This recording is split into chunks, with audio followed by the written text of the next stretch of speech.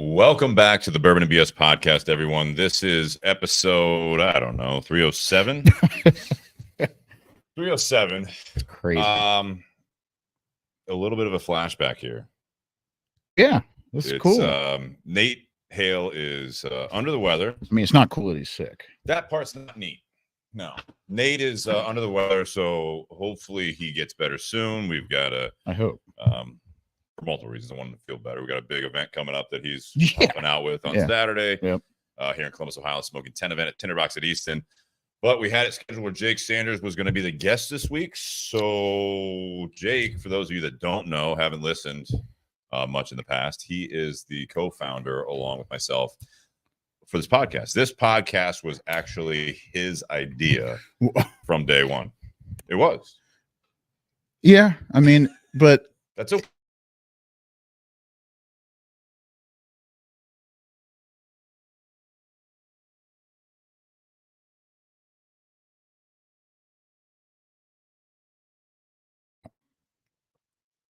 Go on. Well, no, it just came from nights of hanging out and trying different whiskeys and cigars. And at that time, Steve was like very big on Irish, and I was like really big on bourbon, and we were kind of mixing all that stuff. And then we got, Steve was teaching me about cigars at that time, and I had just got in the industry, and I mean, people were asking all the time, like, why weren't we doing a podcast for like Whiskey Wednesdays and stuff like that? So we said, why not? So we started, and hopefully this, we're looking at this. For those that are watching live, the internet is acting up. So I guess it wasn't always the provider's fault, but we'll get through this. No, and it's grown, and it's, obviously you got a new position, and now you're in another position. But I mean, I'm happy to have you back, and I think that this will be a fun episode. For sure. And hopefully we have some comments, sharing, liking, and everything. But I do want to thank our sponsors here first and foremost. Got to get them taken care of. Got to get them. First, you guys out there that do the patreon.com/bourbon and BS podcast. The monthly contributions are fantastic. Just enough to keep this thing going without, having to do a lot of money out of pocket, which is kind of nice since we put the hours in on that. But we appreciate that support. Also, Venmo at Bourbon and BS if you guys want to throw a one-time contribution for a bottle or for whatever it might be. Mike Dieter says, love the Crowned Heads banner on the table. Hell yeah. With that being said, I also want to thank our sponsors, Tinderbox at Easton, where the Smoking 10 event's happening this Saturday, March 16th. And Jake will be there along with Miguel, who's the national sales manager. He's yes, been sir. on the show before. Yes, sir.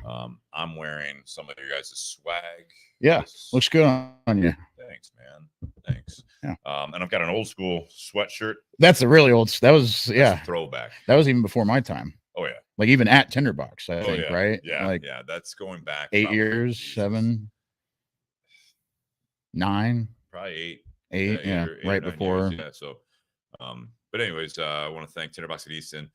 You do still have a chance if you want to come to the event. There's about 10 tickets available. I think a little less now.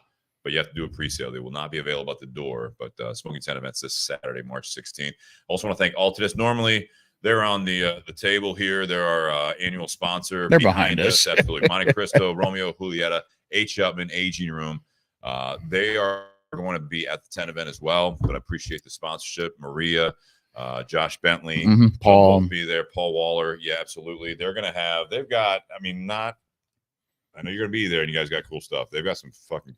Oh yeah, they got the swag now. They got the swag going. I get it. And they hooked Tinderbox up, and that translates to hooking the 10 event attendees because we don't get any of that stuff. No, they're to. I always say I wish someone else would throw an event like this locally, not as a competition, but just so I had something to go to. Yeah, it'd be nice. Yeah, maybe not locally, but I'll drive a couple hours. We can go to Pittsburgh. Okay. They do like cigar crawls and stuff. It's kind of cool. Nice. So something to think about. Also want to thank BS Cigar Company. Gold and silver are available. The gold is made by Plasencia and the silver is made by Espinosa. Both fantastic. So check those out as well. They will be available if you're coming in town or if you're going to be around on Saturday. They'll be available in the shop, and there might be some bonus ones floating around too. Well, but Eric's going to be in the shop Friday night, right? Meet and greet. Have you said that? I haven't yet. Eric Espinosa will be at Tinderbox at Easton on Friday night from about 4:30 to 8 or so. Who knows? He might be there till close at 9, but It's always a big night the night before. Yeah. Smoking 10 event eve. All the reps are in town. All the reps are in town. And I tell you, since the first one we had after we reopened it a couple years ago, I get out of there a little earlier than that. Reunion. Yeah, it's kind of tough. It's insane. Like I know you guys why you do it like all day and start, at 10:30 in the morning. Yeah. But when you guys get super famous, maybe start like a little later. Start a little later of the 10 event. That way the night before everybody can kind of. It's not even the start at 10:30. You can do an all weekend thing. Like just like this is the perfect storm for me. Friday night we got Eric Espinosa coming in. Right. Saturday morning, Brian Joyce, the owner of the Tinderbox, gets there earlier than anyone. Right. He brings in all the raffle. Gets there like 5 a.m. Yeah. Just so those. Like 2. Is it that early? I get in there at 5 a.m. He's already there for a few hours. But that being said, do the 10 events. So we have to set up the tent. The tent is already up with all the tables and chairs and everything like that. So we do all that stuff morning of. So that's why we can't do it any earlier.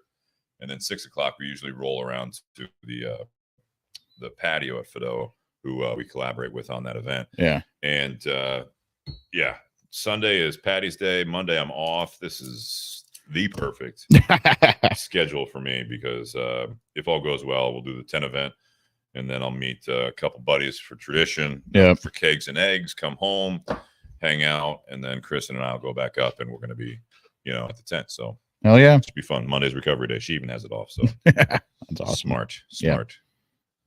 Shannon Chapman says, turn my mic up. I don't know if it's mine or yours. Is it mine? Yeah. Hello. Got it. I don't have the comments up. Got it. Yeah. But also make sure the soundboard's good for both of us. So hopefully you guys can hear us okay. All right, let's get down to business here. Oh, also buyjack.com. In fact, I was trying to get a Patty's Day one done, but it was way late notice. So I love the guys and John over at buyjack.com/bourbon and BS. I was gonna do a Patty's Day 3/4 sleeve. Green, like all green or white, green and white? Green sleeves. Oh, I got you with black. Yes, it's gonna be green, all green. All green. Got it. Yeah. But it wasn't his fault. It was my fault because I gave him too late of notice. I said, "Hey, what do you think about getting this done at this time?" He said, and he texted me. He said, "So the shirt's not going to be here till then, so I'd have to like expedite the shipping." And it's going to cost you. Yeah, it's going to cost. And it will be like I'd wear it this weekend, and then everyone's like, "Oh, I would have bought one for this weekend if you would have had it available." Well, it's a classic. Like this would be cool if we did this. It always works out like that. Hard. So, but there's always a lot of planning that goes into different holidays and events. Like everything has to be done like 3 or 4 months in advance. And like, I just don't, me now, like with my position now that I'm, a rep and everything, like all the planning that goes into all the different events, like for stores that they're not even my stores, but I get the easy part where I just show up and kind of set up and then leave. We all have to do a lot of planning, like when it goes into these events. And I think a lot of people don't really realize that, like events are planned like 4 months in advance, sometimes more. Yeah. So they don't. I mean, I think everyone, which is fine, but just to educate you, that's what happens. I think people appreciate it. It's the fact that they're not supposed, honestly, they're not supposed to think about it. They're not supposed to know. I know. Yeah, you're right. We get this at for the Smoking 10 event a lot, is that people ask like, "Oh, what can I do to help?" No, just come to the event, enjoy it. We're good. But we were talking, Brian, the owner of the Tinderbox, he does pretty much all of like the sampler pack, all that prep and everything. Right. He does that himself. So he knows that it's done the way he likes to do it. And he's also running the sales table basically. So yeah, exactly. But he does that. And so we're in a good place coming into this one. He even said that today, but I mean, like for a couple weeks, just doing the busy work side of it is a lot. Oh yeah. We're getting all the reps, getting all that stuff. It's just, there's a lot of prep there that you want people to come into an event, whether it's a smaller one, whether it's like a wedding, whether it be like our Smoking 10 event, whatever it is, you want them to come in and just experience it and just think that it's as flawless as possible. And not even to look around and be like, holy crap, can you imagine what it takes to get this together? Oh, yeah, for sure. You want them to come in, come back, leave, and just the next time you talk to them, they're like, dude, that was the best thing I've been to. Yeah. You know, that's all you want. Yeah. It's crazy. It's crazy. And to think like all the different events that like happen, like this is the biggest in the Midwest, I would say. But like, you know, like the Great Smoke down in Florida, like Tampa Cigar Bash, Cigar Aficionados, like Whiskey Fest, and then their Cigar Fest, the Cigar Fest, or Cigars International. Just like all that stuff out in Vegas, and then like you have Rocky Mountain Cigar Fest too. Like all the stuff that goes into that is wild. Oh, absolutely. I mean, as soon as it's done, you got to start planning the next year. So exactly right. It's awesome. I do want to encourage you guys to share, like, comment, review, and subscribe on all the formats that you enjoy listening to. We are on Instagram right now, and just for the first hour. So, but yeah, check us out there. Subscribe, like, and everything else. I'm doing that right now. Same. Well, we'll go to that after that. So we've got a special bottle of whiskey here that Jake brought, and we also have a special new cigar from Crowned Heads. Yes, we do. Yeah. Well, relatively new. We released it. Pretty new. It's pretty new, but you know, this year's all kind of fumbled up. And I think everybody in the industry can, you know, say the same thing. But you know, TP was in January. We're turning around and going back to Vegas for PCA next week. So, you know, there's a lot of things that are coming out for all the companies at the beginning of this year. You know, so it's pretty wild. That's why I say relatively new, because we walk into Vegas next week and we have new cigars to present there too. So there's a lot of stuff going on. You know, we are kind of going away from all that limited edition stuff, which is cool in its own right. But, you know, I mean, the frequent asked question for those that are wondering, you know, probably why Crowned Heads always did that was because, you know, Steve can attest to this too, is that, you know, what's the most frequent asked question at a retailer is what's new? What's new? Yeah. You know, so that's, I think a lot of companies went that route where they wanted to create something new, something different, you know, to get things on the shelf and to answer that question for consumers. However, you know, instead of coming out with so many different limited editions, we're introducing new core lines, such as the Mil Dias Maduro, which we're featuring tonight. For those that do know about Mil Dias, know it kind of transformed Crowned Heads back in 2020 when it came out. I call it a medium body monster just because it's great flavor profile. But, you know, we wanted to add to that brand and add a Maduro blend into it. So it's pretty cool. What makes this blend interesting is that it's not just a Maduro wrapper finished over the original blend. It's an entirely different blend. So the original Mil Dias blend was an Ecuadorian Habano wrapper. It had a Nicaraguan binder, and then it had Costa Rican, Peruvian, and Nicaraguan fillers. So it was a 4-country blend, but with the Mil Dias Maduro, you have something quite different. You have a Connecticut broadleaf Maduro wrapper that's fantastic. It's beautiful. It's wrapped over a Habano binder, which I find interesting. And then it has Nicaraguan Jalapa, Condega, and Ometepe fillers. So the 4 major regions. Yeah. So we left the Esteli out of there. And you know, we spoke with John. I spoke with John personally about it. And I think it adds for a much smoother smoke in that regard. I think with that Ometepe and the Jalapa mixed with the Condega is just a really, really cool blend. It still has the spice characteristics to it. It still has that broadleaf flavor profile, but it has more of that soft nuttiness that you know the Mil Dias original to be, which I find really cool. How, you know, John and Radio Pichardo at Tacanixa in Esteli, Nicaragua. Is that where the original Mil Dias is being made now? Yes. I know that was a lot for you folks, but that's where it's being made. Mil Dias is still made there. Mil Dias Maduro is made there. Juarez is still made there, so on and so forth. Blood Medicine is being made there. So, yeah. Okay. So right now you're still working with 3, right? You're working with that factory. You're working with My Father cigars. Yeah, Noxa.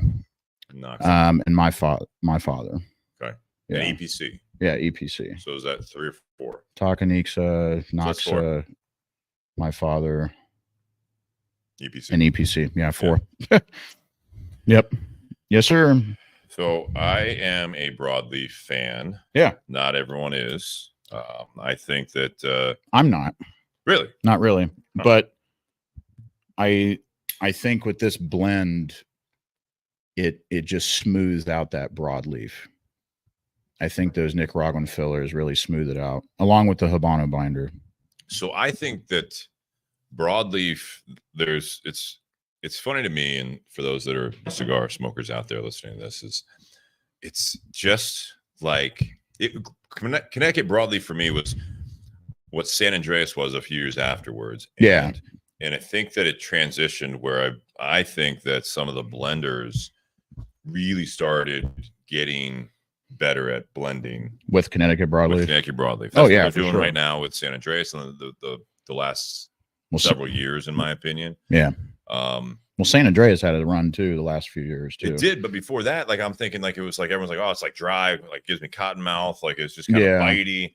Well, I hear that about Connecticut broadleaf as well, but those two are kind of like the hottest Maduro wrappers in the last several years, for sure. But I think back to some of your Connecticut broadleaf that people don't even realize, like your Fuentes that use a broadleaf, where it's like those are at best medium typically. Yeah, the Añejo from them is an aged broadleaf that no one talks about. Right.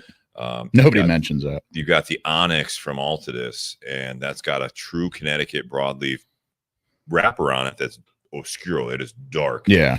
And yet no one talks about that because it's kind of a mild cigar, especially as you get into cigar smoking. A lot of experienced cigar smokers that try a lot of different stuff, they don't even touch an Onyx because like, oh, no, it's, what I started on. You get that at the grocery store or whatever it might be because it was so popular. Right. But it's been used in blends that have really been, I think, dramatically changing the face of some Maduro cigars. I think of like Drew Estate's Liga Privada number 9. I think of Ricky when he was with Ricky Rodriguez when he was with CAO. The Flathead came out, and that became quickly one of their best sellers. But just people are using the broadleaf, and you guys are now using it on this one. Yeah, it's just we have it on actually a few. I mean, we've been using it too. I mean, it was really hard for a few years to get Connecticut broadleaf. Correct. So that was there's so much to go around. Yeah. Then there's so many different cigar companies anymore. Well, and then the weed companies that were trying to get different wrapper leaves for some of the weed stuff. Yeah. They made big buys out there. Yeah, of course. 601 Blue, Tyler Jones says. Oh, yeah, of course. Yeah. Yeah. And 601 Blue is a great cigar, and it's a fan favorite across, everyone, I think, for Espinosa. I mean, Connecticut broadleaf is used a lot, I feel like, in today's market. It is. Just because of that Maduro wrapper. I think a lot of people get into, I want a stronger cigar. That's kind of a natural thing to do, is use Connecticut broadleaf, plus the San Andreas. So yeah. Freddie Bird says Tabernacle. Absolutely. Tabernacle. It's another great one. Yep. Yeah. I'm gonna be trying to drink a lot more water tonight for those that are watching. Because, I may or may not have had an allergic reaction to my dinner, so that's why we were delayed as well. Glad you're still here. I'd like just like a college puking rally, but it was just puking, and I hate that. It's one of the worst feelings. We got to get out of you. I mean, it's better than just to like that's sit what miserable it was. And otherwise do that. Sitting there, man, that's terrible. And we wouldn't be doing this, right? But Nate being sick, and then I'm like, I had that reaction, and I immediately went to take my temperature, and I was like, "Hi, I'm good." Yeah, exactly. Like, yeah. I don't. This is being called off. Jake, drive home. Sorry. Yeah, no, I mean, that was go somewhere. And this shit always happens like right when you're trying to do like a big event or like something comes up. Like Alicia's sick right now with a sinus infection, and I feel like Peter and Family Guy, where he's like, I cannot get sick right now. Don't come near. Like it's 2 massive events in Columbus this weekend, and then you have PCA next week. It's like Woodlands. Yep, Woodlands, Delaware, Ohio. They're doing their Cigar Expo on Friday the 15th, so that'll be good. awesome. Mm. So this cigar, I do want to, before we move on to the whiskey, I haven't even taken a sip of the whiskey yet. Honestly, we had a sip of Yeah. the Well, last that'll blow out your palate. So you Perfect. better. The Mil Dias thing, I like. Anytime you do a line extension, I think it's always dicey. Mm-hmm. You do a line extension, you have, I like the original better. I like this better than the original. You have the, no, I'm good. I didn't care for the original. So it's a tricky road to go down when you're doing something. And a lot of times you do it because there was success off of the first label, the Mil Dias. You had a story with that. Yeah. It was, not to spend a lot of time on it, it was before there was a problem with the relationships of what was involved, not necessarily with this Mil Dias, but with kind of that there was the factory, and people, there was a misconception going on. Crowned heads. It was this factory, and then it was another company, and then like everyone was working together, and the next thing you know, it's like, no, it's all went to shit, and everyone's got a different side of it. And then it was like, you had like the Mil Dias and the Juarez, and I think CHC, which is now discontinued. So you had these blends that were doing well, and it's like, where do these guys fall? And fast forward, like I said, we don't need to necessarily harp on all that stuff. No, it's fine. About now. I mean, it's the truth. I mean, yeah, it's just nice to see that you do a line extension, and you don't just necessarily be like you said, I'm going to put a broadleaf wrapper over the old blend. It's like, no, this is something that we really are creating. It's not, there might be some parallels, like you said, with like the nuttiness or whatever, but this is a new cigar. Right. Don't look at the M on it. Don't look, you guys use the same band on there. Yeah. Which is great. I mean, there was thoughts of like doing like a black band with the gold and the red. Because the box that it comes in, and sorry for viewers, because I don't have the box with me, but it's a high gloss black lacquer piano finish. Yeah, so it looks really nice. It's got the gold on it, just like the gold accent that's on the band. But you also have to think like this is a business at the end of the day. So you already know that we have these bands. So like when we're out, right? Yeah, I mean, and that's just being honest. I mean, that's what I mean. We literally, that's what I love about this industry is the fact that, you know, we want honesty. We want the honor, the integrity. So that's what we strive to do. So I'm being honest with you. But I mean, when you do that and you're coming out with a new cigar right in January for TPE, you know, you got to use what you got. So that's what we did. The box is different. However, it can't be mistaken how dark and beautiful that this Connecticut broadleaf is on this cigar. Broadleaf's tricky. And when this goes next to the Habano, and I'm trying to change the vocabulary instead of saying original to the Habano and the Maduro. Ooh. Because, you know, Habano. Well, yeah, because to your point, Steve, it's like I don't like the whole thing of saying like I like the original better, I don't like the original better, because it's not a limited edition and it's a completely new blend. So even though it's a line extension, it's a completely different cigar. So you can say that you like the Habano or you don't, or you can say that you like the Maduro or not. I think that goes with the new boxes say Maduro on there. The SKUs on the back say Maduro on there. Right. And the Habano doesn't. Well, so and these will be the next batch of boxes and then SKUs and everything. Like, yeah, I like that. I think it should, because you know who did that was for those that are the cigar smokers is Drew Estate with the Undercrown. Yeah. The Undercrown was the Undercrown, and then all of a sudden they came out with, I think it was the Shade first, the Shade and the Sun Now Grown. they have the all decked out 10-year anniversary. Yeah. But in the mix of that, all of a sudden there showed up a Maduro foot band on the original blend. Right. So yeah, it's a good idea. Yeah. I mean, look, like we got to make it easy for folks to want to buy our product, you know, not just on the fact that they are really good cigars, but, you know, they do have to catch the eye to the consumer that don't really know a lot about cigars. You know, it's a business, it's marketing, it's how you do it all. So well, it's good to just distinguish too. I mean, once that box is open too, I mean, like in a walk-in humidor, you'll see the kind of the bottom part of the box, but it's open. Well, and the white kind of pops on the dark wrapper too. So you don't know really what the black band would have really looked like. You know, it may have not. Cool. I mean, it would look cool. It would look cool. It would look cool, but it may just kind of blend, you know, with the dark wrapper until you see like the red M. The red M would look cool. You would have had the gold still, though. That gold leaf. Yeah, for sure. And who knows? Maybe that'll happen down the road. You know, you never know. It happens. You could tweak it if you wanted to. But what do you think? What's your honest opinion about the cigar? Yeah. So, like I said, I'm a broadleaf fan. I like this cigar. What do you like about it? So I like there is, I think I get a little bit of some black coffee. I get the espresso kind of dryness, bitterness in a good way. Yeah. So I like that stuff. Yeah. Hint of sweet I get in the retro hail.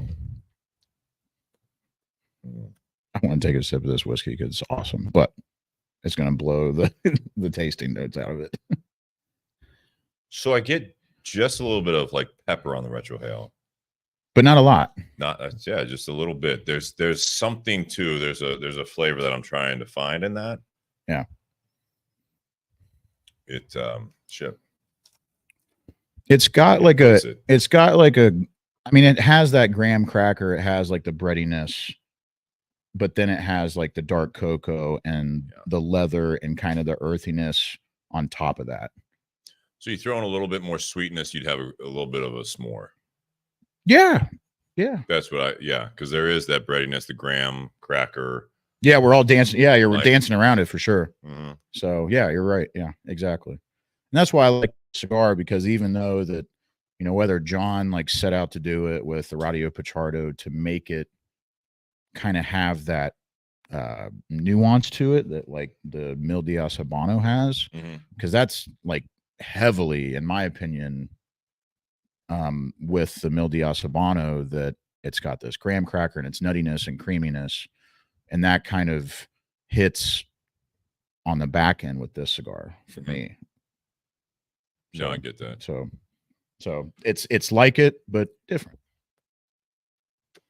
I think I get what you're saying. For me, it's more different than similar. Oh yeah. That's a good thing. Yeah, you're right. Yeah, in my opinion, for sure. In our bins, it is a little confusing when you have them next to each other. Yeah, because we don't. So at Tinderbox at Easton, if you're not familiar, we just do like bins in the windows, so you're able to get more space out of your, or more options in your space. But when you do have this, and say the light hits it a little different, well, you see the dark wrapper leaf versus the kind of more Colorado shade. Yeah, and you just see these, so it's a little difficult. Yeah, and I mean that comes with the question of like, later on, do we actually do that black band? Is there a secondary band that goes on it, without the consumer knowing, where it says Maduro on it and one says Habano? Yeah, I mean, you could even keep it like that, where it says Mil Dias, and on the other side do a Maduro, do the old Oliva V Maduro bands, if you remember those. Yeah, it says, instead of Liga Especial, it says Maduro Especial, right? Or Liga Maduro, I forget what it says, but when you're looking at it head on, it looks the same, so it's a little confusing. Yeah. But yeah, I do like it though. So all right, let's take a sip of this. No, you're good. Let's take a sip of this. Cool. Wow, it's way different. It's crazy. So for our listeners, what we're sipping on is a single barrel pick from Party Source of Rare Character, which I've never heard of Rare Character. Yeah, and I don't know a whole lot about Rare Character. They've kind of come up in the last couple years. Some private whiskey consumers that kind of wanted to get in the industry, as far as I know of. But this is a Party Source pick. It's a straight rye, finished in Amburana casks. So that's kind of the cask and the finishing. It's like Snickerdoodle. It's like a Cinnabon. Yeah, to me, just like straight Cinnabon. You let me try this before. Yeah, for sure. A quick sip of it. Yeah, and for those that are wondering, they live around Kentucky and like Ohio, they still have this. So I may never get a bottle again because I just told you, but it's still there. So you can see the bottle. Yeah, they're awesome. So it's a wax top. Their artwork is beautiful nice. on their labels. It looks like it's hand painted. It does. It even has like The texture printed on there. Yeah, for sure. But the fact that it's a rye finished in Amburana casks is, I think, really cool. Amburana got really famous with Starlight. Starlight came out with theirs, and I don't even want to know what that first batch is going for now in the secondary market. But this bottle's, I mean, it's not, I don't want to say it's reasonable because I don't think anything's reasonable anymore in the whiskey world, but never was. This is, around like 94, 95 bucks. But it's absolutely fantastic. It comes in like an Eagle Rare kind of style, like tall, regular bottle, white wax. Yeah. Looks like a hand painted label. But Amburana is a South American oak. And it's normally used in South America, in Brazil specifically, for certain essential oils and basically having spices in them and containing those kind of things and storing them. So, you use those barrels for a long time, and then, people started using them to finish whiskey in them, and they overwhelmingly, you experience this like huge cinnamon, clove, vanilla bomb. It's even on the nose a bit, honestly. It's on the nose all the way. I mean, I think if you're, whether you're getting into whiskey or whether you're new to whiskey, if you're experienced, you're going to know what this like smells and tastes like. Like, it's there. And it's 109 proof. So nothing too crazy. 6 years, 8 months. I think it's amazing. I think it's perfect. It is very good. It's just so different. Yeah. It's such a different type of whiskey, and I think with the spice that comes from the rye, and then it's smoothing out with that Amburana cask and kind of grabbing that cinnamon note is just pretty wild. So I'm excited I've already smoked this kind of pairing. What do you think? I think it's amazing. I think that sweetness really comes out of the broadleaf on the cigar because of this, because it is extremely sweet for 109 proof. No, I think it is sweet. Yeah, I mean, I think it just grabs all the sweet notes out of this cigar, and it's just it's kind of, you got like the thickness and the leather notes mixing with the caramel and the vanilla and the clove, and it's all kind of mingling together, and it's kind of a really neat, interesting experience to me. I would agree with that. I'm going back to the cigar, so I'm trying to. I mean, you definitely can't change once, because this whiskey, I mean, you can see the legs on the glasses, like it's just so thick that it is. That you age statement. 6 years, 8 months. Yeah 6 years, 8 months. Distilled in Indiana, I assume that's going to be MGP or Starlight. It's MGP. It's not Starlight. Okay. Most of their barrels come from MGP, so which I think they just recently changed their names. I think they were bought like a couple months ago. I don't know for how much, but I may be completely wrong on that. So MGP. Yeah. Okay. So somebody fact check me on that. But so I think it is a good pairing. I also think that this is like, it kind of might take a little bit away from the cigar, because now I'm getting more of the for this espresso. I'm getting more of that like straightforward. Some people that don't care for broadleaf, sometimes I think they would say it's like a little bit of bitterness, but again, it's more like that espresso sharper finish. Yeah, I mean, I think this is a after dinner pairing for sure. Or if you have a little bit of like allergic reaction to your dinner. Or Perfect. Or that. Yeah. Just right, it fills you up. Yeah, sure. Sure, it's nice and light. Yeah. No, I think it's cool. It's definitely a pairing that you can't really, I mean, you could try to pair different stuff with this whiskey, but like that's going to come through first. I think it would go with the Mil Dias. The Habano. I think it'd be great. Yeah, I think it would. Yeah. I mean, well, but honestly, like, kind of like what I'm saying though, is I think that to the point of this whiskey, you wouldn't even be able to taste the Habano. Maybe not. I mean, I haven't really tried it. We can try it, but yeah, I just think it would take all that creaminess away from the Mil Dias Habano. I think with the Maduro, the Connecticut broadleaf Maduro on the Maduro, I think that keeps the flavor profile still there, because this whiskey is so powerful with the flavor and its nuance. Yeah, but the only thing I'll say is like the Mil Dias, this cigar, like that graham cracker hint that we had is gone. It's gone. It's gone. Yeah. So now you're back at that, like the dark chocolate, the espresso, like I keep saying. Yeah, you keep saying the espresso for sure. I mean, and it's a good thing for me because I like it. Yeah. I like it too. I like that flavor. I like it's a nice contrast in a good way, in my opinion, from this whiskey. Ryan Newman says hi. What's up, Ryan? Always good. I always like you know, kind of like the old guys, like not the old, not as their age, but just like kind of the veterans. It's always been supporting the podcast. Get on. And it's kind of like, hey, everybody, you know, it's like you got Sean Anderson on here. You got Ryan Jones, who was asking if we have the signed party is signed. I do have it. We just never shipped it. Yeah. We were never able to hook up in Chicago area because he's about, I think, an hour or so out of Chicago. Yeah. But we'll get it to you. It's still sitting here, man. Still sitting here, signed by everyone. Mike asked if there'll ever be any 660 options from Crowned Heads other than Lavaretta. So Lavaretta, just to put this out there, Lavaretta does not have a 660. There is a 56 ring gauge. The only 660 in our portfolio comes from Oz Family Cigars. So OFC and his Artemas, which is a Mexican San Andreas wrapper. That's our only 660. No, round. Oh, it is round. It is round. So, and it's a very dark Maduro San Andreas wrapper. So that's our only 660 in our portfolio, Mike. But it's very good, and maybe I can get you one next time we hang out. He will not be at the 10 event, unfortunately. Damn.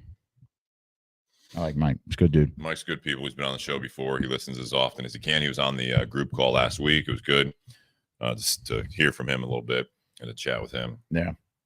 Oh, Lou was talking about the Starlight. So they actually called theirs the cigar batch, the original one. That's got the Amberana finish. And then I think they started saying Amberana finish later on in the other batches. Yeah. It's starting to become a little bit of a hotter kind of barrel thing to for sure, because it's just in your face, and it's so, I think it's amazing. I think it's just a cool taste, like a natural flavor profile. Well, it's got the Casacha stuff that we've had on here, which is Brazil, right? Yeah, and that's exactly what they use the barrels for. So you do get a little bit of that. We had actually, it was Lou's son-in-law, who's Josh Bentley, who we mentioned. We did it with, I think, the Trinidad Espiritu number 2. Yeah, I met Lou. I met him at B&G's. He'll be at the 10 event again. Hell yeah. Yeah. But yeah, I remember, I think we did it with, it might have been the Trinidad Espiritu number 2, because that was the Brazilian offering from the Trinidad Espiritu line with the Brazilian wrapper on there. That's that. Yeah. No, their branding on that stuff is cool. Oh, absolutely. Absolutely. You don't know if you saw in detail, the newest one. You got the cactus on there, and you even have the luchador mask somewhere. It's on the somewhere. Well, never mind. It's on the box. Whatever. Oh, there it's right there. It's right there. Hidden. Got it. All right. What else is coming from Crowned Heads? We got Yellow Rose on here, like we talked about. But what else is coming up? I mean, we got this is the new release. This is a new release from January. Regular. We just released a statement. Cross Cigar Aficionado about a new Habano and Maduro you did pair that we're coming out with, it, which is called Cornetta. It is going to be a new line. What also I think makes it cool is that both those cigars, the Habano and the Maduro, are being made in 2 different countries and 2 different factories.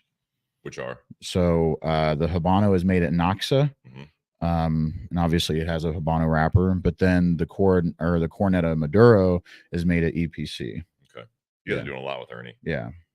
Yep. And then that has a Mexican San Andreas wrapper. Okay. Yep.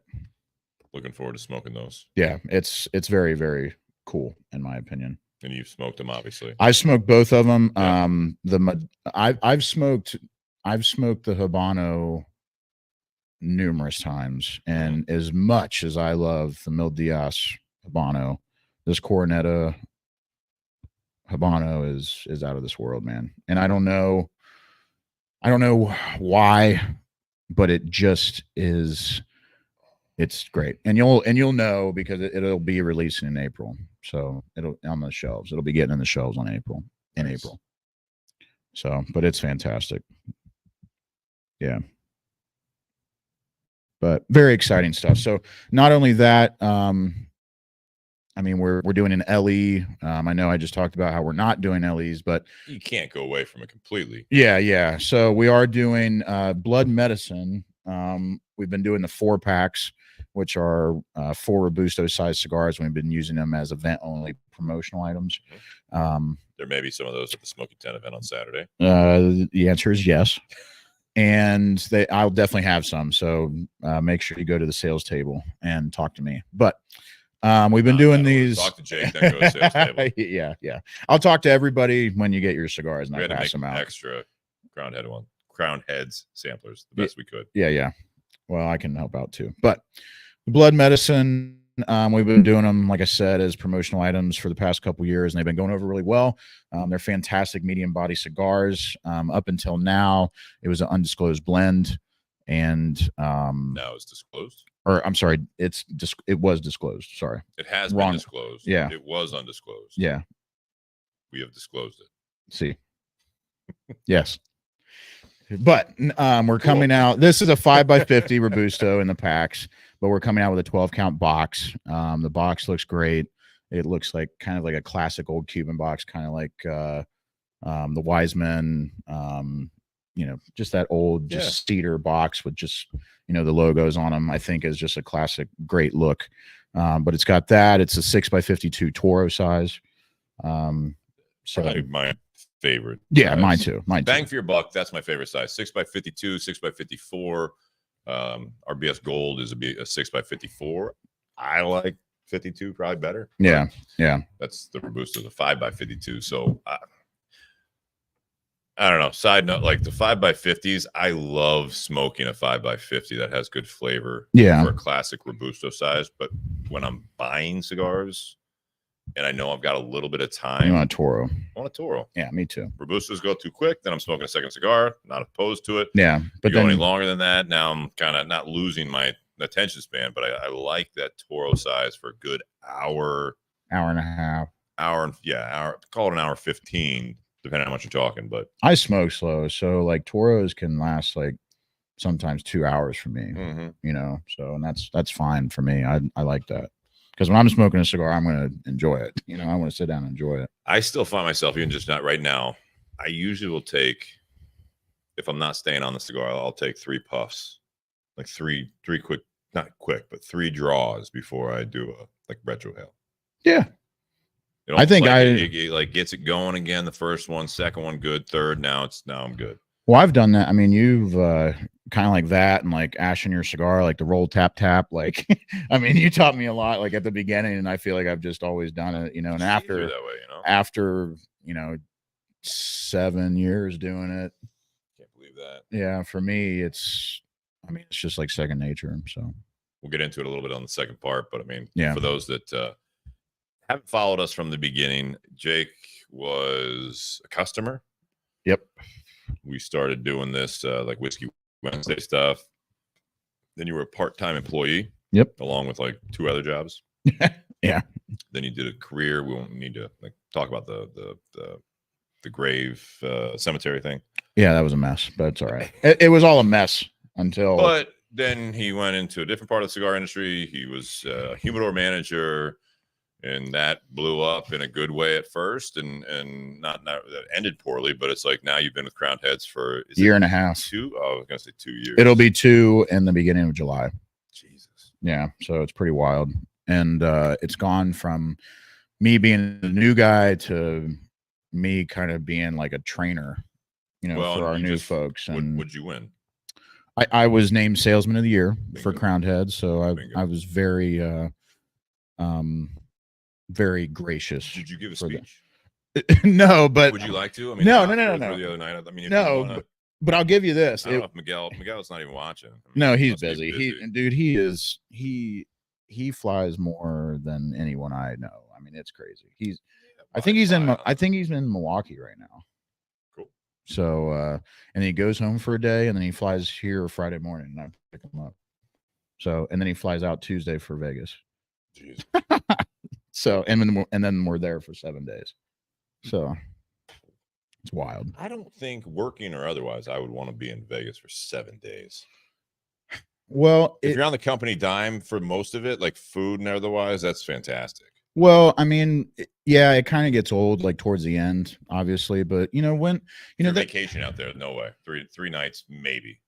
Yeah, I mean, you do like a guy's trip or even like a family trip. Well, you just blow through money. I mean, that's the problem. You just start blowing through money. You go, you're spending money, and it's super expensive in general. But it's like the cheapest place to drink is on the tables. Yeah, if you're spending money at the slots and shit. Yeah, that's the cheapest way. Cheapest way is penny slots or a roulette table, in my opinion. I like that. Yeah. Or if you're good at a game, do that. I mean, if you go to like a cheap blackjack table, it's not bad. You just got to be smart about what you're doing. But yeah, I mean, when you're in Vegas for that long, you just like blow through money, and like even if you are on the company dime, you just kind of like look at your meals, and it's like, well, maybe I shouldn't do that because I feel like I'm gonna get in trouble. Am I gonna get talked to? Well, no, it's not even that. Like, I just feel bad. Like, I get like a burger and fries and a Coke, and it's like $40 fucking.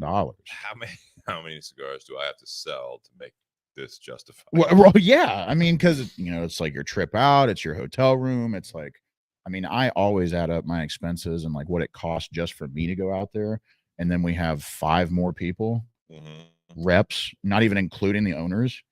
It's like, it's wild. I mean, we're sending 11 people out there. Yeah. So it's crazy. Jesus. Well, 10, yeah.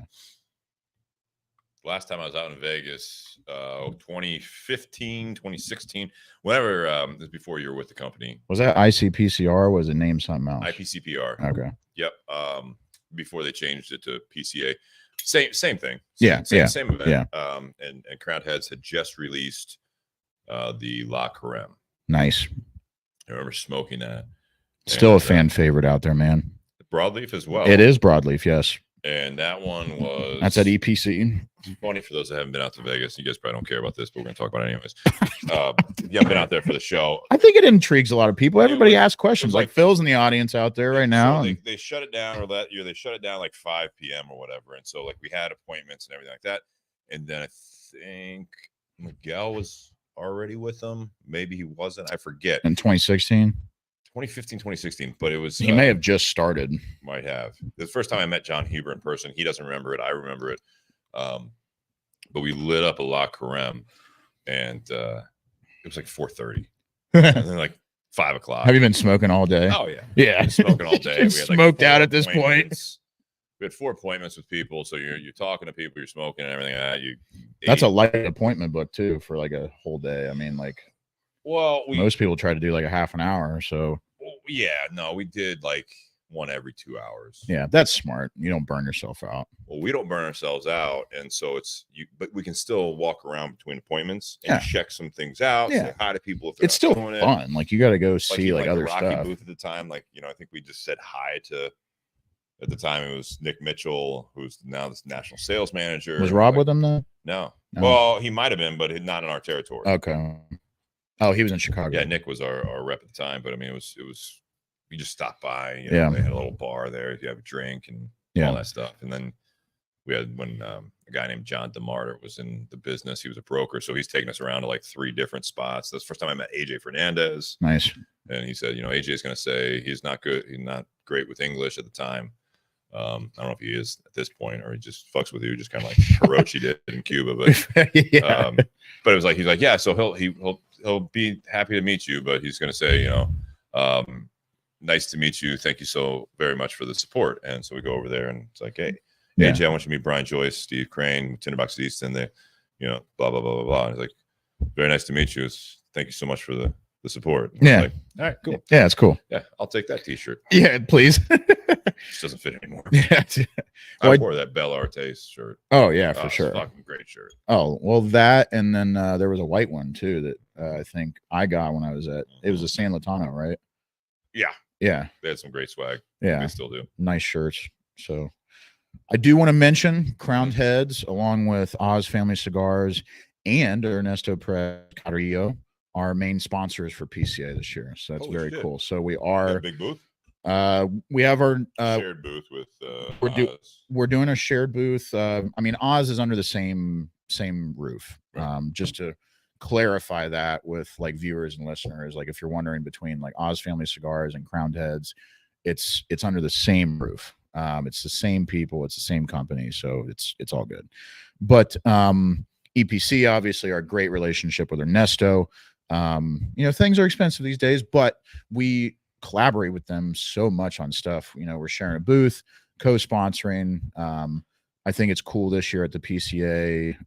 They're doing the party the night before, so it's not like you go through all your meetings on the first day and you're exhausted, and then you have this massive party at the first night. So we're actually doing that the night before on the 22nd.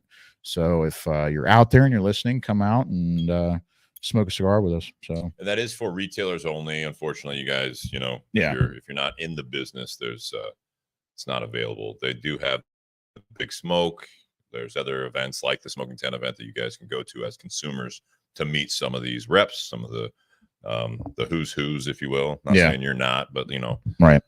We were going to have John Huber at the Smoking Tent event, but there was a little bit of a personal life conflict. He's traveling so much, and people have personal lives, and of course PCA, just like what was it last year, TAA. Everyone's got these events going on that everyone's in such high demand, and here we are, Tinderbox at Easton, just every Patty's Day. I'd like it, in the next 11 years of doing this event, that everyone's just like, we can't do that weekend because Tinderbox at Easton, Columbus, Ohio has an event. So PCA won't do it. TAA won't do it. Abe down in Florida won't do it. Yeah. Luckily, Ed at Woodlands, where you're going to be out on Friday night. Yeah. You guys can go there. That's going to be a great event if you're in the Columbus area for the Smoking Tent event, or if you just live here, go there. Or you can come up to Tinderbox. Eric Espinosa will be at the Tinderbox. But we've talked to make sure we don't have any conflict there. Yeah. I mean, it's good. Everyone needs to communicate. It's always about communication. So yeah, I mean, it literally is a community. So absolutely, you guys all got to get with each other on that. We're doing our best. Yeah, it's good though. Doing our best.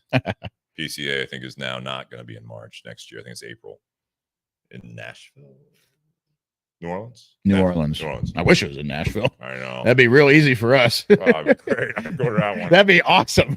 Brian's like, yeah, we're not going to go. I was like, oh, but can I? Yeah. I'll pay for the trip and won't order anything. I'll just walk around and bullshit and smoke. Yeah, just see like 200,000 people on Broadway and smoke cigars. Yeah. Everything's fine. Yeah, everybody end up at like Red Phone Booth or Smokers Abbey. Oh, that would blow it up. They wouldn't know what to do with that shit. Or the Ariston, that's where we hang out. We hung out. We had our sales meeting a couple weeks ago. So, I mean, that was the thing too. So it's like, you were asking about my schedule like before. It's like, and I think that all the reps can speak of this, like for this first year, is like all the festivals. Like, what was the festival that was just in like the DR that like they did the? Well, you had TAA. You had. Well, no, TAA didn't happen yet. Oh no. No. What was it down there? TPE. It was TPE in Vegas. Okay. And there was something, I forget what else. I'm sure Ryan or Tyler will jump in with that one. Pro Cigar. Yeah, I think that was it. Okay. But then you have TPE, and then we had our sales meeting, and then we have the 10 event, which is obviously important to me, and then we're back. And then we're back in Vegas for PCA. So it's like the first quarter is like, let's get all of it out of the way. Not to mention we have 5 weekends in March this year.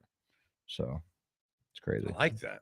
Yeah. It's a big month. March is a good one. It's a big month. Weather sucks. It's up and down, right? It's great tonight. I'm in a t-shirt in the garage at 9 o'clock. Yeah, it's beautiful. 70 degrees today. That's right. It's crazy. Hopefully the front slows down. We'll stay warm on Saturday for the 10th. How's the cigar like now that you're like getting through there? That's what I was going to go to next year. Gotcha. So we can go into this whiskey cigar and the pairing. for me, you brought both of these. I'll go first tonight. So this is for those that are just tuning in. Don't listen every week, especially around this time. We do an out of 10 rating for 3 things: whiskey, which is going to be the rare character. This is a single barrel. Mm-hmm. We do the cigar, which is going to be Mil Dias Maduro, and the pairing. The whiskey it's delicious. This is very unique. So unique. I'm getting a little heartburn just from my pre-hiccups. Pre-podcast food interaction there. It's okay. You got it. You're good. I think I'll make it. Okay. So the whiskey, I'm going to give it a 9.5. This is just good. I mean, it's good. It's unique. Actually, I mean, it's a pretty high rating for you though, isn't it? It is, but it's just, if I didn't know better, and it was flavored. Yeah, Phil, you've had this before. I think it was flavored. I mean, like it's one of those that when you say something has like, oh, it's got some food flavors and stuff like that, like, oh, it's got hints of, and I'm like, you take a sniff of it, you're like, okay, is this really going to taste like it smells? And then you do, and I got snickerdoodle out of it, and you get. I just said like Cinnabon, like Cinnabon, yeah. It's got like that, like it's like a cinnamon roll, cinnamon roll, which is So it's like a snickerdoodle cookie to me. This is. Like, it's all cinnamon, like that's the point. Like a cinnamon toast crunch would be another one. Yeah. So that's where this one. If you gotta like whiskey. I'm not saying this is for everyone. You know what I mean? But if you like whiskey, this is not your traditional vanilla, oak. Those traditional flavors. It quickly changes to Cinnabon or Snickerdoodle.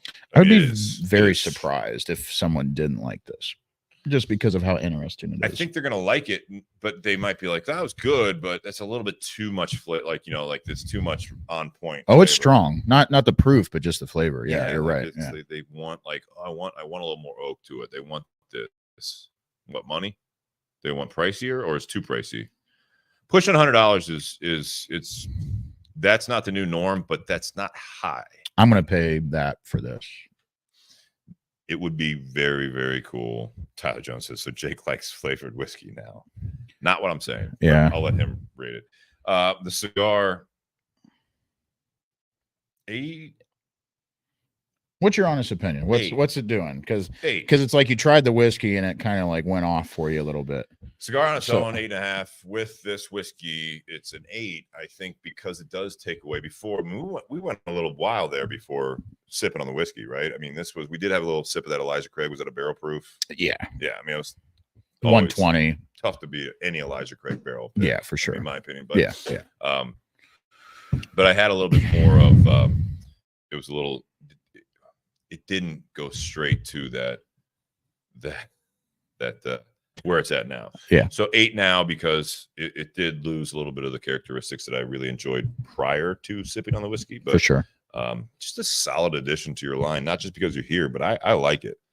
If you don't like broadleaf, which you said you don't, but if you really don't care for a lot of broadleaf blends, it may not be the cigar for you. And I'd recommend going with the Habano.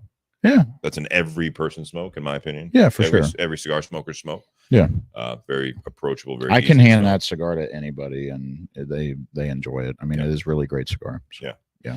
And I know it's a different one, but in your line, I would say some of when the Mil Dias came out, it was one. I don't use this term very often, but it was that whole Cuban-esque type thing. You got a little saltiness to that Habano. Not this cigar that we're smoking tonight, but the Habano Mil Dias. There's a little salty notes. There's a little bit of that, the nuttiness and all this stuff. And then all of a sudden, you guys came out with the La Veretta, which is, I know, a different factory. Yeah. I was like, okay, this just took. That's true Cuban. So that was like with this bottle, right? So that was salty. In a good way. I mean, so it was like all of a sudden take everything I like about the Mil Dias and the La Veretta is like, we're going to take the salty road and just go straight towards that. Yeah. And I know, again, it's different blend and all that stuff, but that's where I look at that. The pairing, I give the pairing an 8. Yeah. I enjoy the pairing. So 8's across the board. No, 9.5. No, I know. Yeah. Well, yeah. 8.5, 9. Own. So 9.5 on the bottle, 8.5 on the cigar on its own. The pairing does bring the cigar back down a little bit for me to 8. And then the pairing is an 8 because it's enjoyable, but it doesn't do the new Mil Dias Maduro justice as far as what I get from the cigar on its own. Yeah, I get What that. about you? Fair. Honestly, I'm kind of with you across the board. So like with like a 9.5, like for the whiskey, just because of its, I'd even like kind of maybe drop it down to like a 9 just because of the price point. Cause it is, I mean, expensive, but I would pay this, probably all the time just to say I have it. Cause it's just something cool to, it's a conversation piece. Like if you collect bourbon, if you collect whiskey, this is a conversation piece when you're all sitting around or somebody comes over or you bring it to a party. It's always something cool, but the price point kind of dumbs it down. So I guess I would give it a 9. Okay. I love Mil Dias. I love what we've done with the brand. I'm not a Connecticut broadleaf guy, like I said before, but I do put this cigar at probably an 8.5, 9, whatever. I mean, and not you, but I think we need to change some of the terminology. I'm not typically a Connecticut broadleaf. Typically, yeah. You know what I mean? Because I hear that a lot. Because I say that even like I'm not a Cameroon rapper guy, and then it's like, well, I mean, I like the Fuente Don Carlos. Right. So yeah, it just takes the right cigars. So I guess, yeah, I'm not typically a broadleaf guy, but I do enjoy this cigar a lot. I think, like I said before, that it's just it's one of the smoothest Maduros I've had in the last few years. And that's what speaks volumes to me, because I'm not normally a broadleaf guy, and the fact that, I actually don't smoke a lot of Maduros, but I could smoke this all the time. As we have a yellow rose sitting on the table. As we have a yellow rose sitting on the table, which is also broadleaf. But I did that. I mean, we don't have to smoke it. I got like 3 other varieties of Mil Dias limited editions up here too. So, but I think the cigar is a 9. I think it's a banger. I think it has nice. I think it has had a lot of very, very good feedback at TP. Everybody was saying that this was kind of the next big hoorah for Crowned Heads. Like this is the next like 2.0. And I say that too because we just had our sales meeting, and I think, outside of just the cigar rating, I think Crowned Heads, we are really, really growing. And I think that even after 11, 12 years of being on the scene, that now we're hitting this stride and we're working on that 2.0 and investing in more, stuff for the company. And we're investing in more reps. We're finally full staffed. So we hired a guy in Arizona. We have Danny that came from Casa de Monte Cristo out of Nashville. Yeah. He moved up to Wisconsin. He's amazing. Good guy. Belkis is down in Florida. She's also amazing. You have the OG Brian in Texas. You have me up here in Ohio. Salesman of the year. I appreciate that.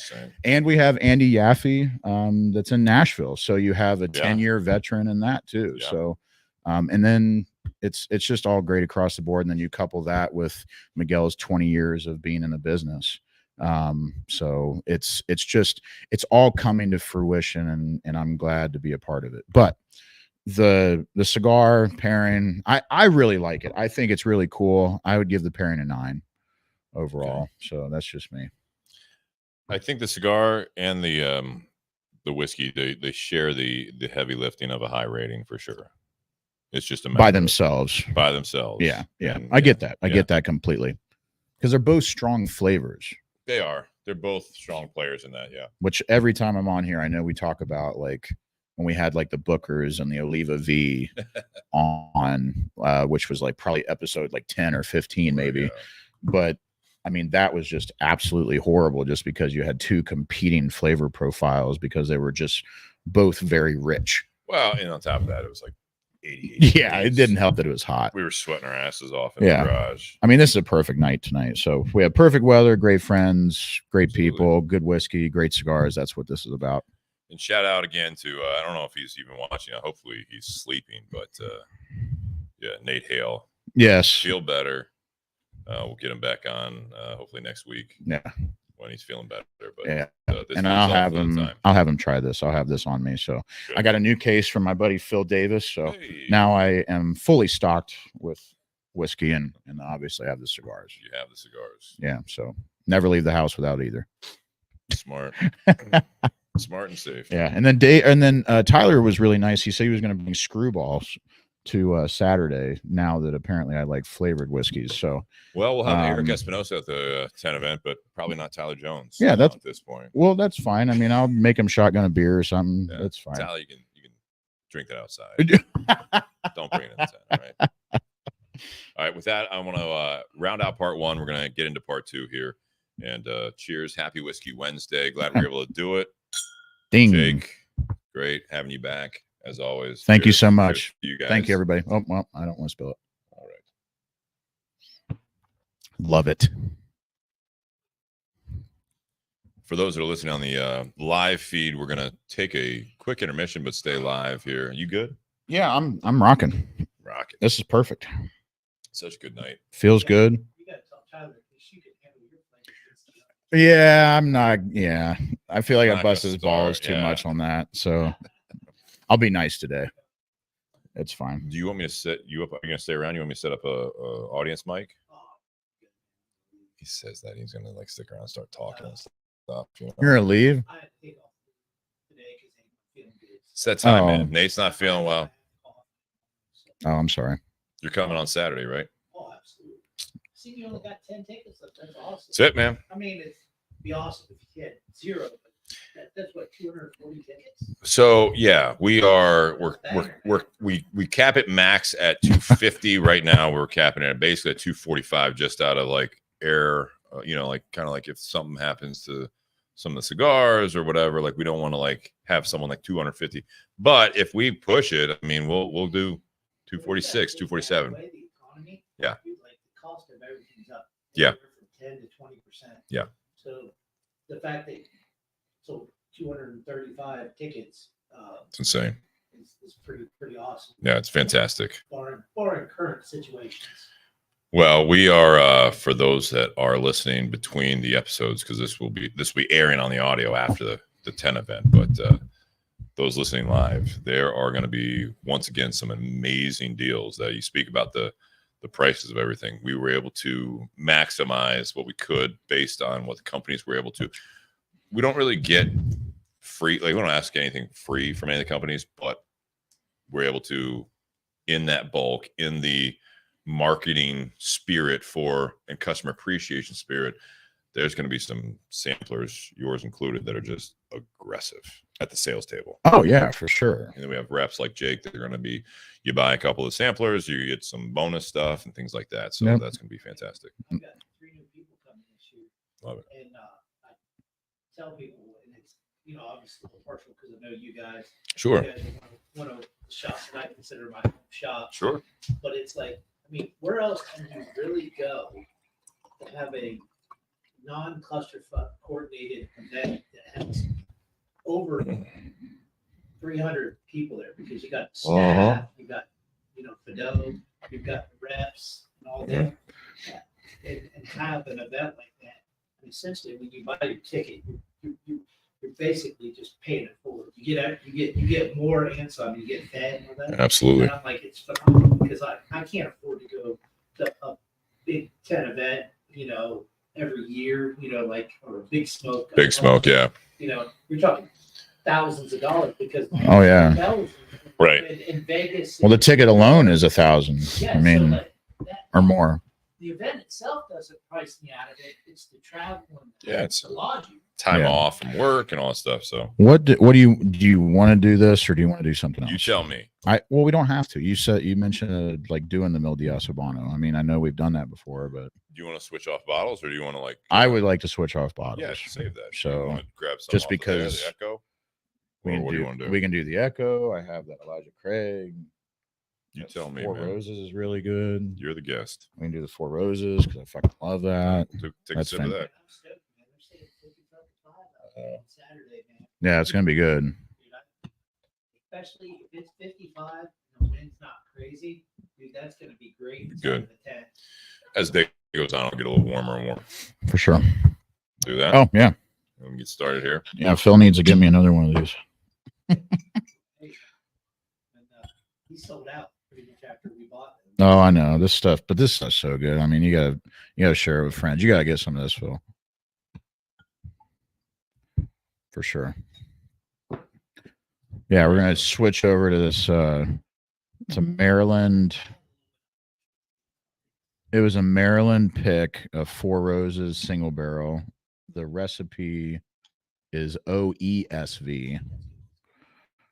And for those that don't know, like the 10 different recipes that Four Roses does, the OESV is delicate, fruity, fresh, and creamy. So sounds good. And I had a sip of this when you were in on your birthday. Yes. Birthday celebration. Yeah. No, this is fantastic. All right. So I don't know what you want to do. Do you? I mean, I have a Mil Dias Habano Bellicoso. I have Blood Medicine. I found these. Yeah, so the Blood Medicine's fantastic blend, and you would not believe what that blend is. Did you know? Did I tell you that? Let's talk on the second part about that. Yeah. What do you want to do? The Blood Medicine then? Whatever you want. Let's do the Blood Medicine. All right. But this is pretty. I wanted you to see this. This was the Moreva.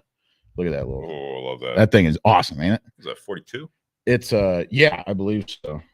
Yeah, I may be wrong. It may be even a 40. But yeah, we can smoke. Those are really, really cool. Do you see those? Those little things. We had two boxes of warehouse. I grabbed them. Probably Pichardo. 42. Boom. 42. Yeah. Nailed it. Good job, buddy. No, this is Habano. original. We did this. Habano, excuse me. I think we did this in 21 as a limited edition size. Yeah, so 22. Yeah, well, not even a limited edition size. I think this was actually a full blown size extension, I guess, on the, well, if you would have called it that. So I don't think it was a limited edition, but I don't think it went over very well. So we can do Blood Medicine. We can switch to something else. All right. Because that'll go well with this bourbon. 150. Yeah. No shit. He loves these. Well, I mean, I love my Sfumatos a lot. Yeah, those are great. Sfumato. Did you see the box prices for those? I just bought one. You bought a box? We made, never mind. Well, never mind. You guys good? See, You sure you don't want a mic? I feel like he needs a mic. Oh, I feel like he needs a mic. I'm I offering. feel like he needs a mic. But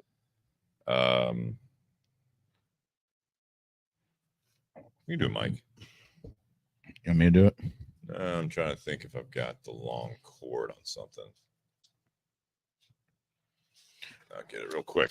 I got a Blood Medicine for you, Tim Dodge. I'll have Blood Medicine. I'll have the Blood Medicine for Ed's event at Woodlands in Delaware, Ohio. So his cigar expo.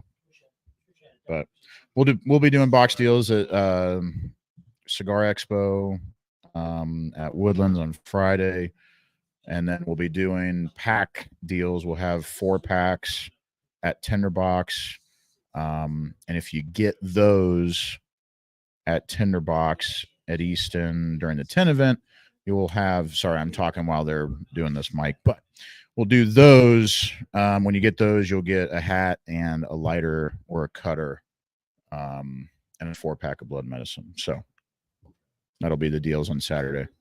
Hope Brian and Steve are okay with me telling everybody what the deals are. Whoa, what did I miss? Fucking cheat sheet over here. Whoa. I'm just telling people to buy more crowned heads. It's okay. Buy crowned heads. Buy crowned heads. Phil, if you want to, just let me know. Give me the signal. I'll turn your mic on. You're good. All right, we're at 116. Not bad, right? No, not a bad time. No, we're good. Yeah, started late. Welcome back to the Bourbon and BS podcast, everyone. This is episode 307. This is going to be Beyond the BS part 2 here, and we are joined still by Jake Sanders. For those that are just tuning in or you listen to the audio after the fact, if you listen to the audio after the fact, sadly, I think you missed the Smoking 10 event. But also Nate Hale, who is co-host of this show now, sick, under the weather. This is that time of the year, so he had a fever, said stay home. He needs to get some rest. So hopefully, I haven't even seen him comment. So I hope, like I said, he is sleeping, because that is the best thing you can do when you're sick, is to make sure you stay hydrated. And I'm a firm believer of vitamin D and zinc and magnesium. Yeah. B6. But we started late tonight. I had a nice fun, quick allergic reaction to some fish, maybe something like that. I don't know. So I don't eat a lot of fish. Yeah, I love salmon though, like especially if it's done right. You know, a little lemon on there. You know, Like grilled salmon though. grilled salmon. Yeah, I do like that. Yeah, it's one of my favorite things to get. Like going all inclusive, and DR Excellence, El Carmen, and like just even on the room service you can get. I like that. Ivermectin. Ivermectin would probably work too. Good. I mean, you'll be canceled, but yeah. Not anymore. That's over. Oh, Cancel yeah. culture, I think, has been canceled, so we're good. No, it's still out there. It's definitely. Can we talk about that? Love stirring shit up. No, not you. No, not Jake. You've changed, right? No. I feel like I have a little bit. I mean, I'm not like completely outspoken. No, I know. Topic tonight, Jake brought a topic, which we appreciate. This is going to be, I framed it, are things going as planned? That's how I. Nice. You like that? Yeah, I do like that. I do like that. Yeah. Are things going as planned? And with that, the way this read, if my iPad works, cool. Nope. You had kind of said this, taking it back, many years, but what did you want to be when you grew up, and how did that work out? Is how I said that. Did you change your mind, or did something else change your plans for you? Yeah. And so that's kind of the framework of the conversation in part two. We do things a little different. Still smoking right now. I think you're still smoking it, right? The Mil Dias Maduro, newer offering from Crowned Heads. No, I'm done. Jake has moved on from the Mil Dias Maduro. I'm still smoking the Mil Dias Maduro. He is smoking the Blood Medicine, which was, we'll talk about this, an event-only cigar. It'll be available at the Smoking 10 event if you're coming this Saturday. You may want to stick that Four Roses in your rocks glass. Too potent. I can still smell cinnamon off of that rare character in this glass. So just a little heads up. I mean, that stuff is potent. It's crazy. But yeah, heads up. Yeah, much better. Go back to the old school glass there. Yeah, I know you like that one.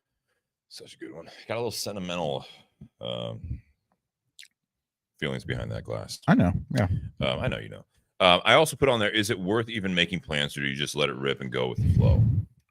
Like these are the thoughts for this conversation. It's a good question. We talk about just life in general in part two. So this was when Jake and I, and not to take anything away from Nate, but when Jake and I created the show originally, and it was, we wanted to talk about whiskey and cigars, and we had talked back and forth about like how we could be different than a lot of the bourbon or cigar podcasts, for better or worse. I mean, I'm sure. I mean, that was your major question. I mean, it was a good question. Probably if we developed it, we could be one of those top bourbon podcasts, top cigar podcasts, but we wanted to get something out of it for ourselves. And if it blew up, if it did well, great. If we could monetize it, great.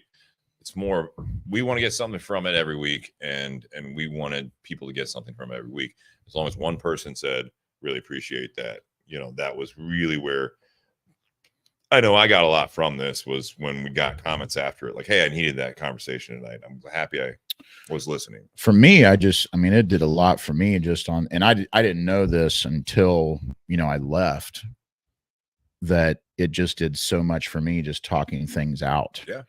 And like, you don't realize like how you talk and what you say until you hear yourself.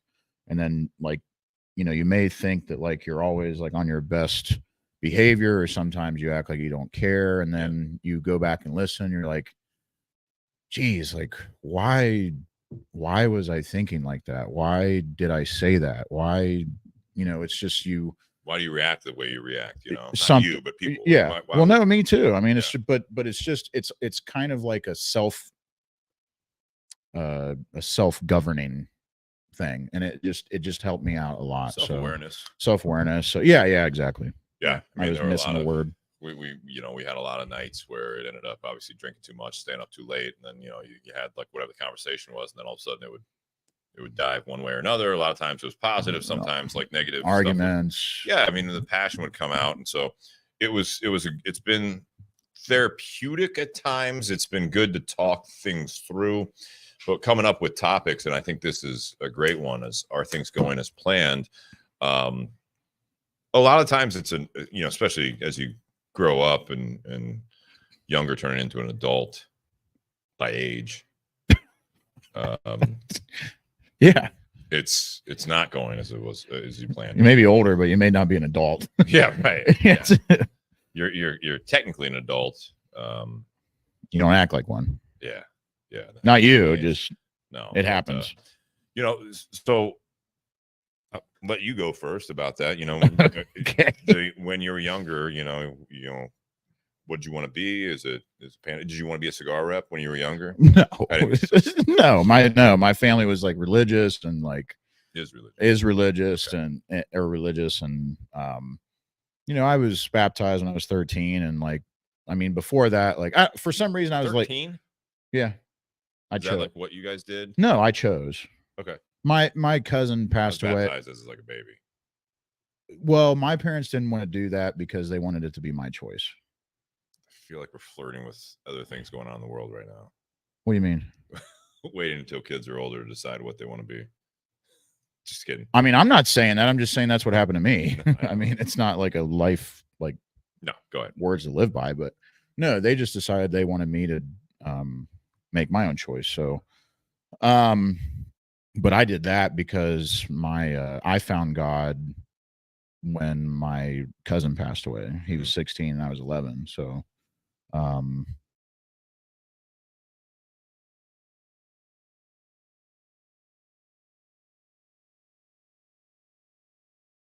maybe. Yeah, we're here. So it just made me have a higher appreciation. I'm sorry. Made me have a higher appreciation for my God and all that. So I decided to be baptized and be saved at 13. But before that, like I guess I had a classic, like I wanted to be a fireman. That was like growing up like early 2000s, getting past 9/11. Yeah. I wanted to be a fireman. Obviously never did. I guess what changed that was I got into football heavily and strength training, and then the goal became I wanted to be a strength trainer.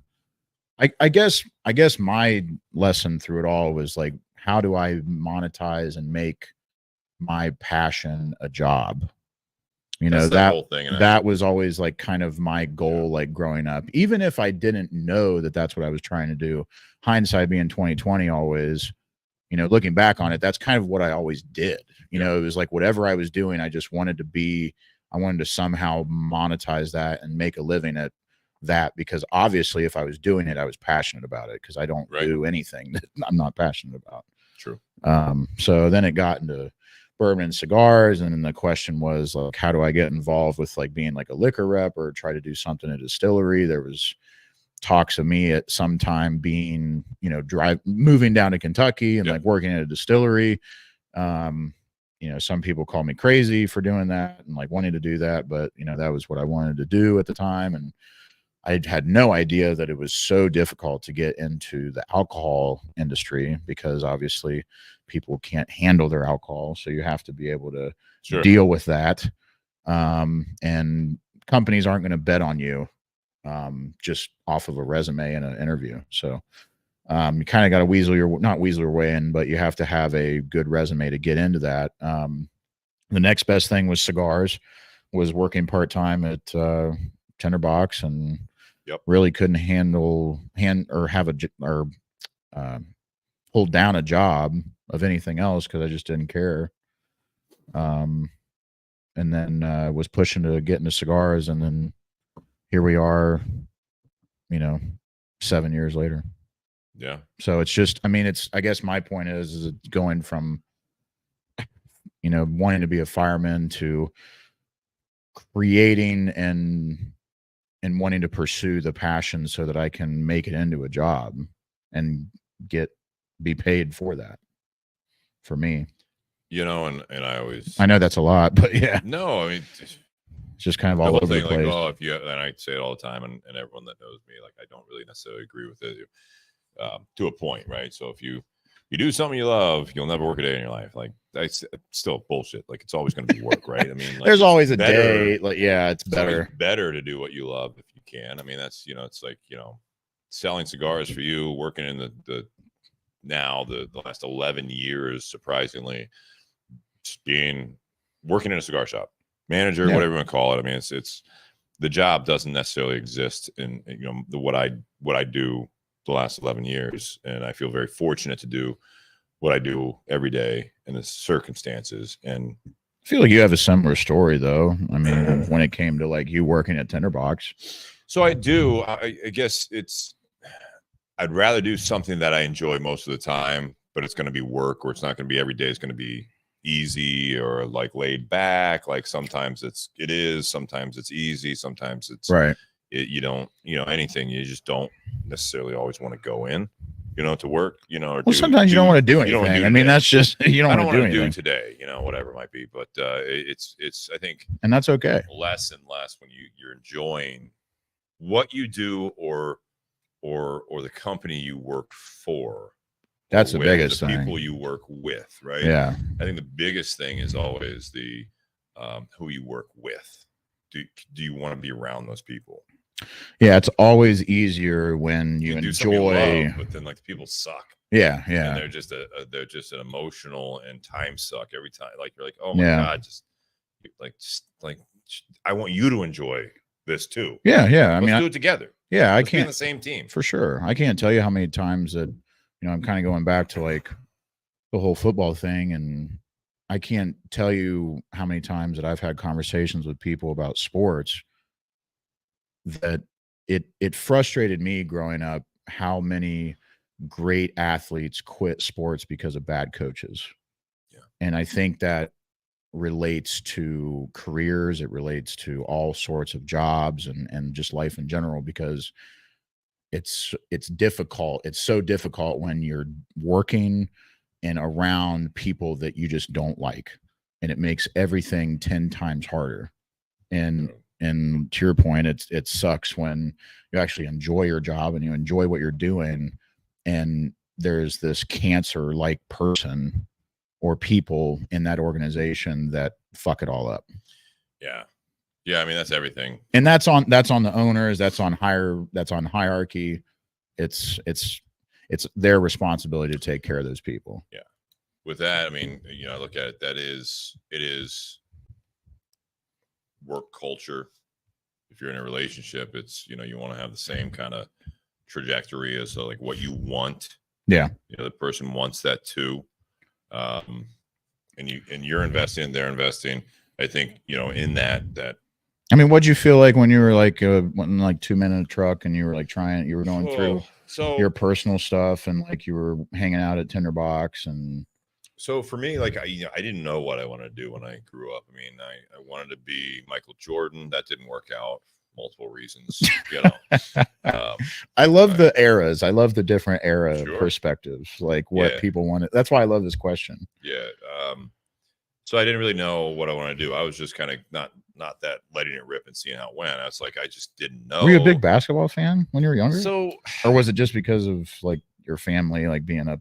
So Chicago fans, we moved here when I was 7, 8 years old. And so that was late 80s. Tried soccer, sport-wise, right? Tried soccer, didn't like that. Kept getting the wind knocked out of me. I had asthma as a kid. Ball would hit me, and I just fucking out for. Now you smoke cigars, right? Yeah, no, I beat it. It's perfect. Just like when I had, you know, most people that was vomiting, you know, after eating something, they'd be like, "Jake, I can't do it. I want to lay down." I'm like, so make it 7:30. Yeah, we're good. We're good. Let me drink some water. Puke it all up. I'm gonna lay on my bed in misery for, I'm thinking 15 minutes. Let's see how it goes. You're gonna drink whiskey and smoke cigars. And, great on your stomach. Threw up my dinner. So, no, I tried soccer. Didn't really care for that. Again, in the U.S., soccer wasn't really big. You know what I mean? Yeah, it just wasn't. But not at that time. Kids were doing it. You know what I mean? Because like living in the suburbs. What time was it? This was 90s? Not even. No. I played soccer and t-ball in well, when I was 6. You know what I mean? So it was before we moved here. So then we moved here. It was like, all right, we'll try the Westerville, the suburb of Columbus. Tried that soccer. Was doing Little League, t-ball. Then it was coach pitch and. Because you were always a Cubs fan, right? So always a Cubs fan, always a Bears fan. So you're always in baseball, like. And your dad Yeah, coached, right? Yeah, and he liked basketball a lot. He played and coached basketball. He didn't coach any baseball. He coached in baseball. Okay. I was much better at baseball. But then as a kid, what you're watching, like the Cubs, I remember like for those that are baseball, like I was like Andre Dawson in the outfield and right field, and you had Sean Dunston at shortstop, Leon Durham at first. This is before Mark Grace was big in Chicago. But I remember all the Ryan Sandberg was just iconic. I met him actually at the Tinderbox too. That's awesome. Didn't know I carded years him. later. Carded him.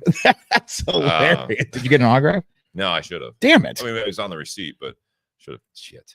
Ryan Sandberg, if you're listening, which you're not, but anyway, you never know. You never know. You never know how these algorithms work. But the Cubs weren't as good, and then all of a sudden Michael Jordan and the Bulls happened. So now that's early 90s, and they were just so dynamic. And 91, 92, 93, they three-peated the first time. Right. So that's what was exciting to me. Like I wanted wasn't even born then, but yeah. Sure. You've heard about the Bulls and Michael Jordan. There's a great Last Dance documentary. Who is he? Great saxophonist. No, yeah, great golfer. Great golfer. He smokes cigars. Yeah. No, but like with that, like the Bulls were so much better. I wanted to be good at basketball. Yeah. So, and I was okay. I wasn't good. Was your dad coaching basketball when Michael Jordan was? We did church league. Church league. Yeah. Still basketball.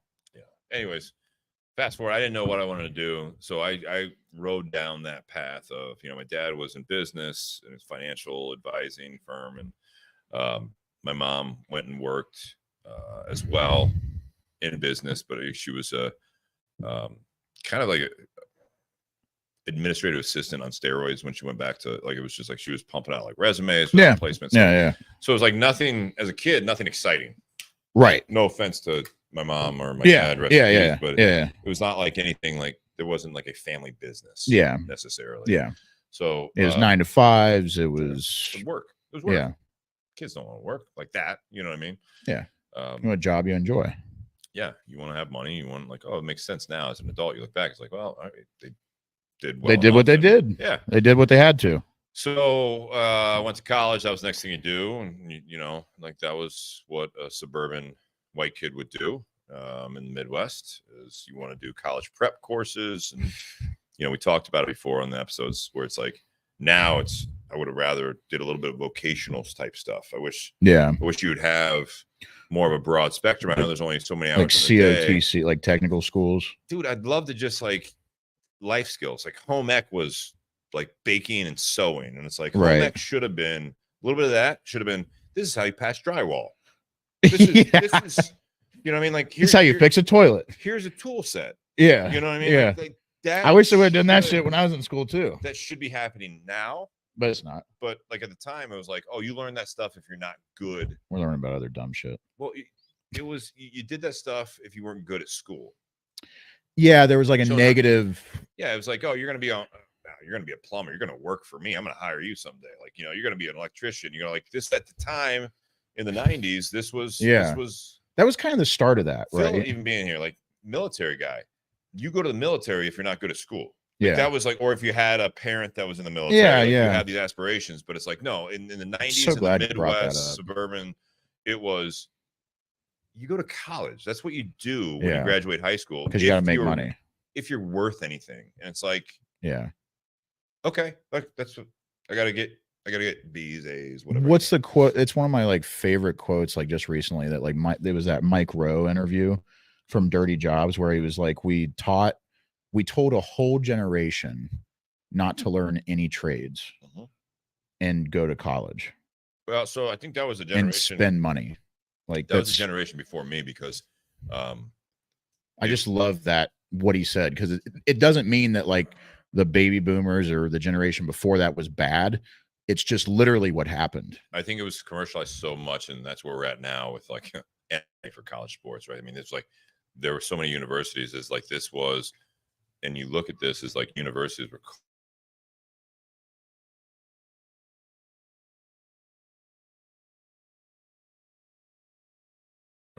Jeez.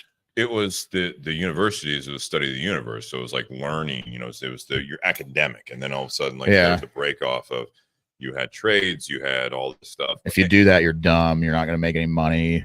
Yeah. Yeah. You got to work for a pension for 40 years. There was no mix of it, you know.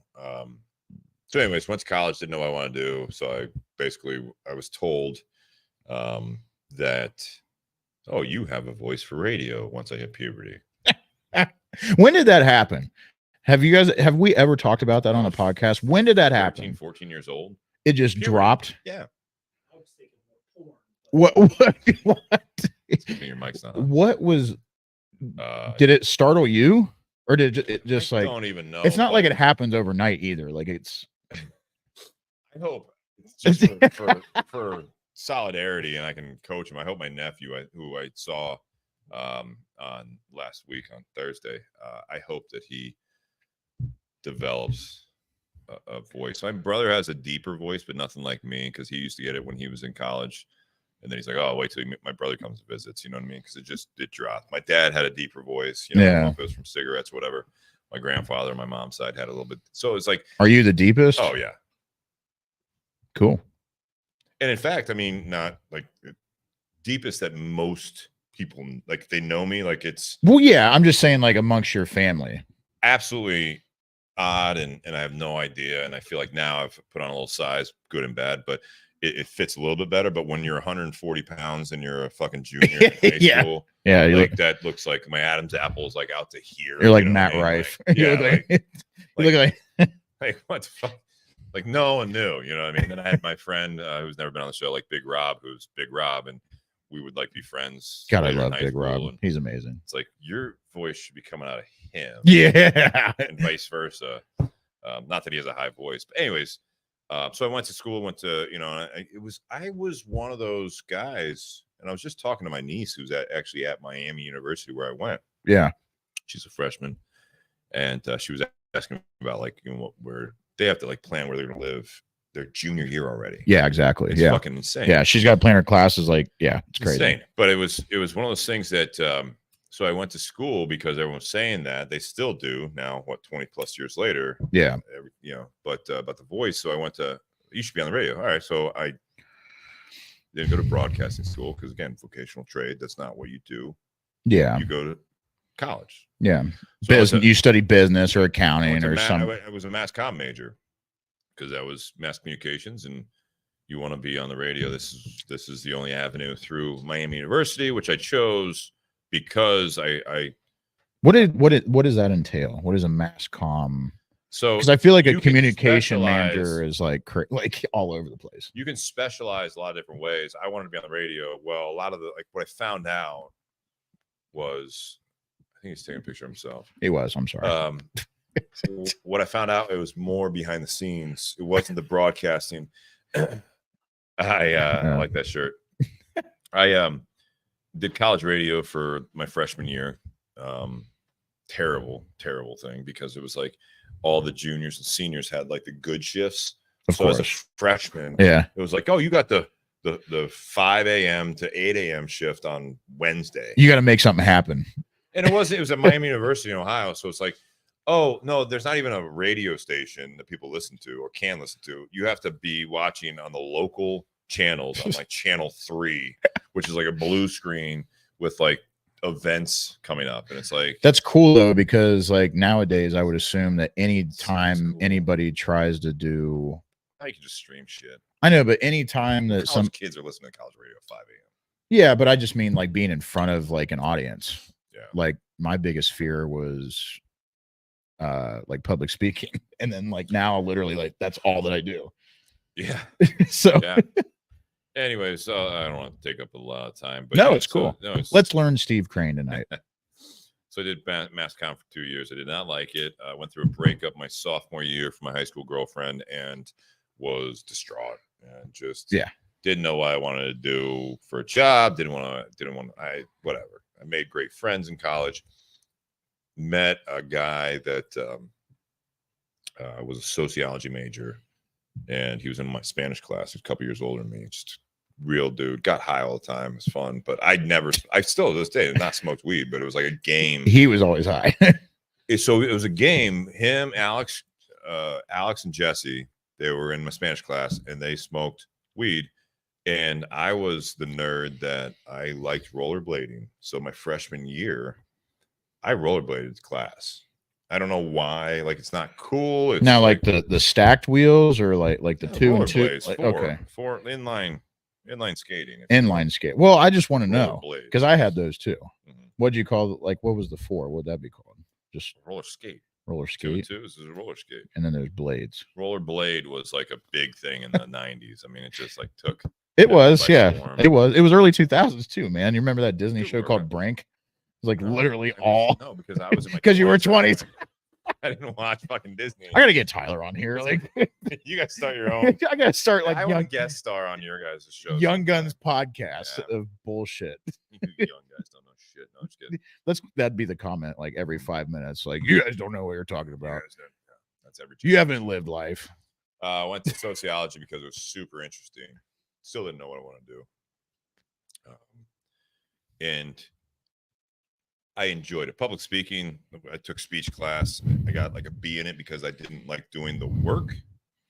As you Alright. found out, I'd be happy More to get a B recently- of anything. it's like Kristen, my girlfriend, when she found out we do this show, and she's like, "So what's the topic tonight?" I'm like, "I don't know." She's like, "You don't like prepare for this? You don't like do notes?" I'm like, We used to. "Did a little bit, but nothing like crazy." You didn't get mad at me because I just showed up because I was going through my bullshit. Yeah. But anyways, I was be able to get like great speeches, but it was like I would source things before the internet was major. This was in 1999. It's like writing a book report. Yeah, but you had enough where you could go to the library or whatever, and you could pull sources, and they give you like the little snippets, almost like a Google search. You know, you get like the basics, and I'm like, oh, there's my source. Yep. You know, that's relevant-ish. And I'd source those, and I remember my teacher would be like, you didn't really, it's a good speech. You didn't have real sources. I'm going to give you a B. I always love the fact that like when that always happened, it was like, well, did what I say, was that not true? That's why I got B's, not A's. And I didn't get C's or D's. Just because never mind. Sociology, unless you want to do something with it, you go to. So you went to Mass Comm and then Soch? Yeah. Soch? Got out in 4 years. I took Intro to Sociology. I took that my junior year, first semester, along with 3 other sociology courses that all had the. How were you able to do that? I don't know. When did Yeah, you? no, you shouldn't. Like, because the other 3 were the Prerequisites. The first was a prerequisite for all of those. When did you do that? When was that? Your junior year? Junior year, first semester. That's probably why. Yeah. Because they wanted you to get I through. remember meeting Because they were like, "There's no way this the kid's head gonna get through." the head of the department, who was an absolute prick, and I loved the guy. Like, by my 3rd semester, because I had him 4 semesters straight. That's how it always works. Yeah. You always hate the people that you fall Like, in I'm love in with. there. I'm like 19 years old or whatever. I'm like, yeah, I want to switch to sociology. He's like, why? Yeah. I'm like, because Alex Grant. He's like, yeah, he's in my courses, and I'm like, yeah, so I'm friends with him. He made it sound really good, and he's like, you can try if you want. But he said that he's like, yeah, the intro, you haven't taken that yet. I was like, oh, yeah, I wanted to do that. So you get a Soch major in 2 years, Sure. basically. Yes, because I knocked out because a lot of the like liberal arts school, better or worse now. I have different opinions now, but Me too. liberal school, like I took all the core classes, Yeah, first which did translate a bit. Do that, but Nice. Okay, so after. so I was between my junior and senior year. No, between my sophomore and junior year, that same summer, before I switched majors officially, needed a summer job and started moving furniture at 2 Men in a Truck. And that's where the famous. And then I did that the second summer, did it on breaks, did all that stuff. I worked, and about halfway through my senior year, the HR manager now that does my taxes, he called me and he said, "What are you doing after graduation?" I said, "I have no idea." He said, "Do you think you'd want to come, be a fleet manager?" And I was like, "I'm not really mechanically inclined, but yeah, sure." So I started work after graduation, 6 days after graduation. It's awesome though. And I was there for 10 plus years. Yeah, exactly. I got fired, and And then because of the cigar community, and I was friends with the owner of Tinderbox, Brian Joyce, and I was working part-time, like 6 hours a month, because he wanted someone he could trust. He's like, you're up here a lot of Friday nights. You think you could register? Didn't need the money. I was just like, yeah, sure, I'll do that. And you've been with Tinderbox how long? 11 years now. Yeah. So 2013 when you started? 2012? Of 2012? Well, no, officially 2013. Okay, cool. Yeah. Nice. So things don't go as planned for me because I don't. They never go as planned. I guess that's the whole answer. Well, like to me, for people that know me, and Kristen would absolutely agree with this, is I'm not a planner. It's not in my nature. I'm also not a fly by the seat of my pants. I'm more of just a go along creature of habit. So when I do something, that's what I'm doing. That's what I like. That's like the moving and storage industry. It was like what I knew. Like, it was one of the reasons I was let go, I think, is because I had actually lost interest in the organization and the people I was working with. I no longer really fit in with where I was at in life. Well, you're also going through personal struggles too. I was going through personal struggles, but I think that's all connected, right? That's well, it's definitely connected, but you're not meant. But it doesn't mean that it doesn't need to be mentioned, no, mixed in there, because like that probably ate at you worse than the job itself. Yeah, I was married and I'm divorced and still actually friendly with my ex. We don't talk often, but it's like we're good. I mean, we're I mean, it's not like guys got to be best friends. No, but we're friendly, and all of those things in my 20s. It's interesting because during my 20s, I had a good job. I got promoted over and over again in this business, and it's what you do in life. That's the thing I think I took from, my parents, is that, like, you want to have a good job. Whatever you're doing, you want to do well at it. It doesn't necessarily, I don't even know. Sean Anderson says something I don't know. Oh, that's what I did, Sean. And he says, you can't just let the tiller flounder on the wind and current. That's the first time I've heard something like that. That's the first time I've heard that. Yeah, but I mean, I get what you're saying. I like it, though. I mean, I did. I went along with it. But when I was there, I did it the best I could. Yeah. And, in my 20s, when I was married, I did it the best I could. And what I found is that there has to be a little bit of a hunger, to Sean Anderson's point. You don't want to just be going along in life day to day, just, yep, I'm good here. I got a job, I'm married, I got a house. Well, let's back up. Yeah. Like you don't live off of a checklist. That's what I learned from that period of time in my life, is that for sure this thing are going as planned. Yeah, of course. Most people, like, who they want to be when they grow up, when they're a kid, that, I want to be a baseball player, I want to be a football player, I want to be a fireman. Like, yeah, I mean, like, I want to be an astronaut, all these things. It's kind of like we let our kids, and when we were kids, people were like, all right, well, it takes a lot of hard work, but you also have to be good at it.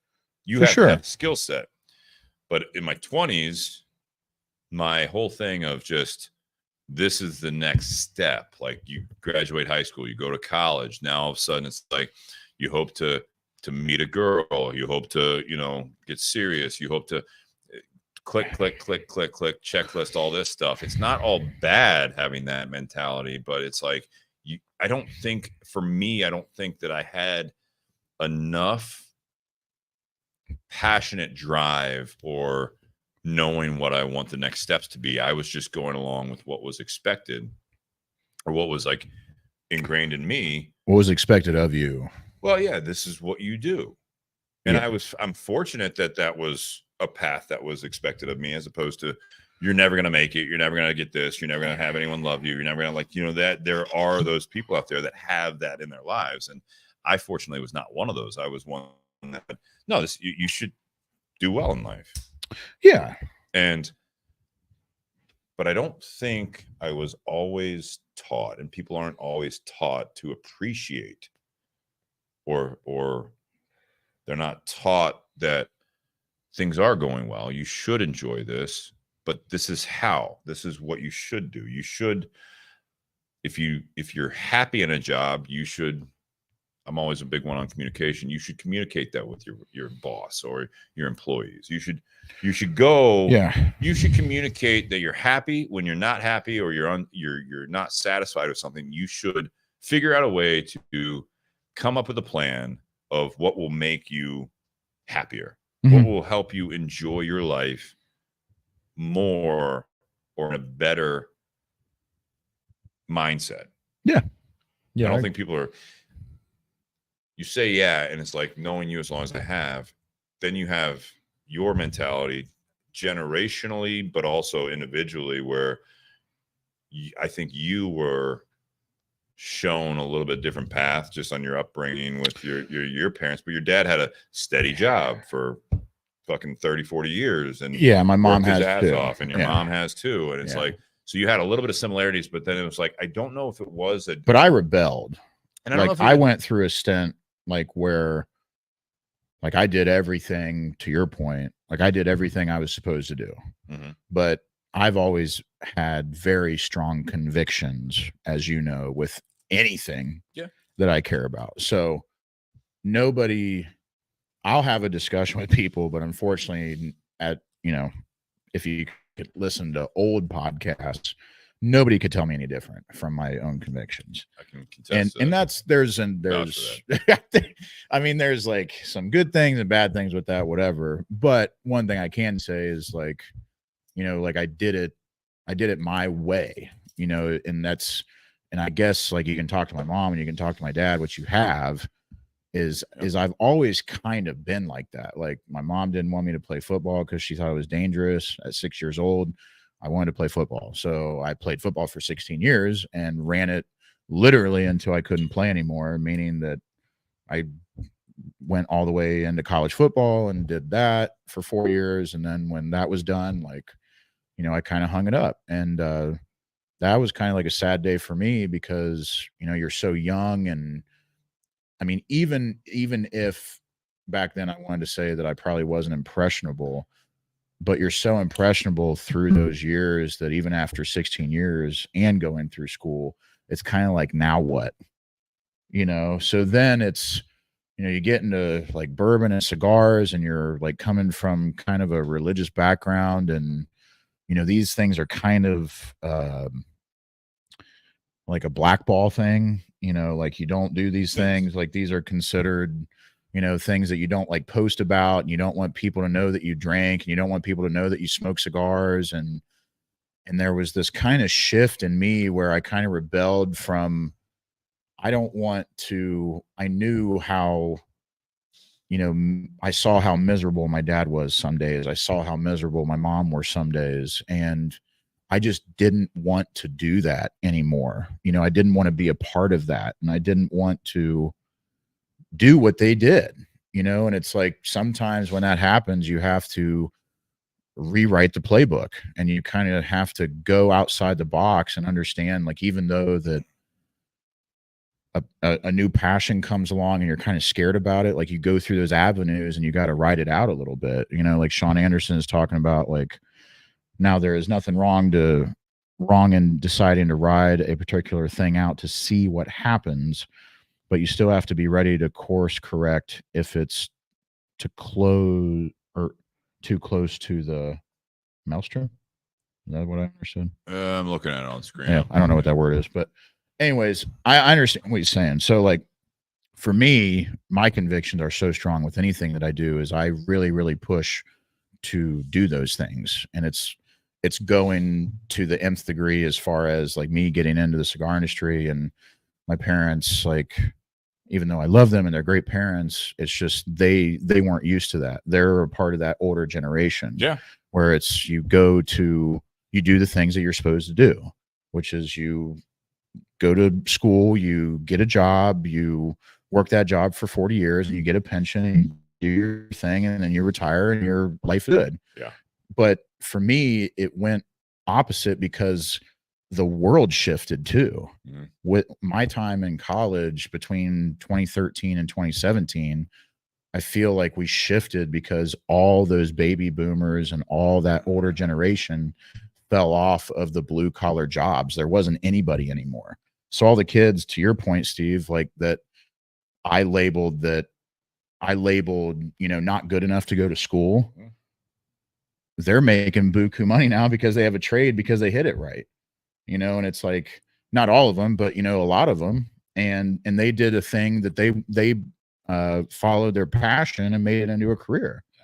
And also, some may have been surprised at the fact that they are making more money nowadays because they weren't good at school and they realized that they were kind of a visual person and they were good with their hands and stuff like that. I think like it's so funny to me because I look back, I don't know if you do this, but I go back through old podcasts with us from the beginning and I listen to them and just from the time that we've known each other, I feel like I'm 5 different people.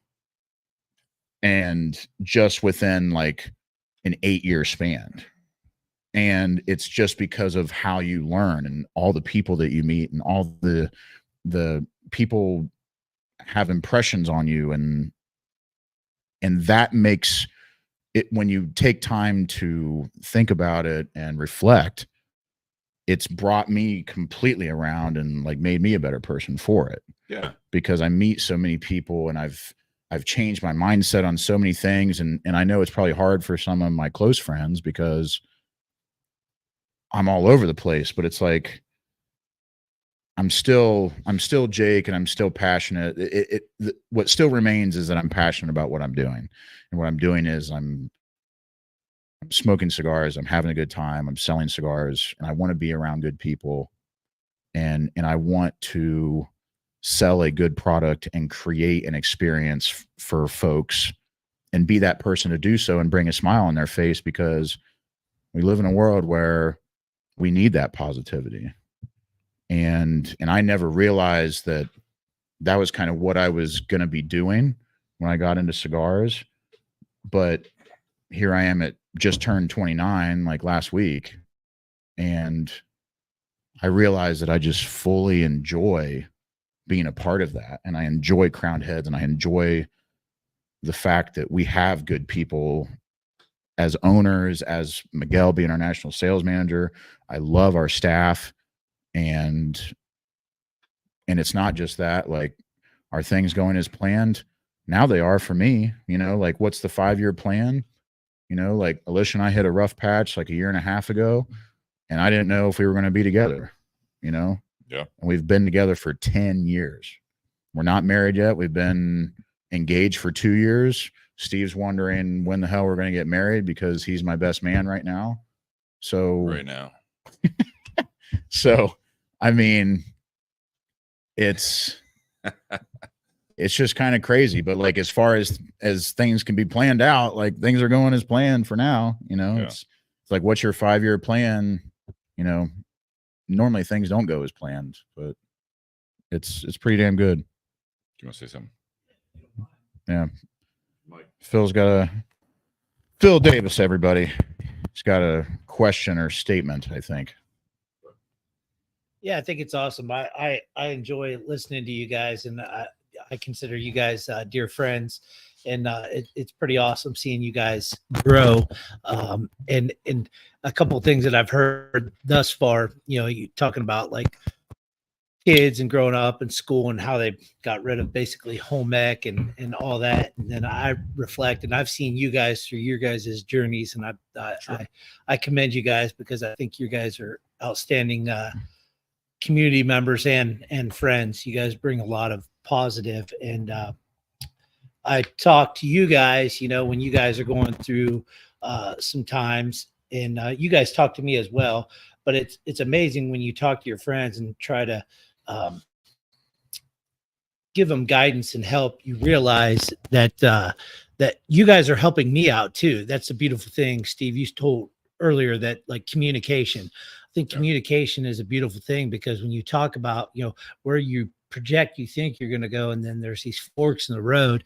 And when you communicate with your friends, it also helps me personally deal with things that I've got. And I've been reading a lot of books lately, and one of the books that I read that, being a father and a friend, and coaching kids now my son's in sports, it's like, you want your kid or your friends to have what you have, because that's what you feel comfortable with that, because you think like, oh, I'm going in a positive way, or I have a positive thought.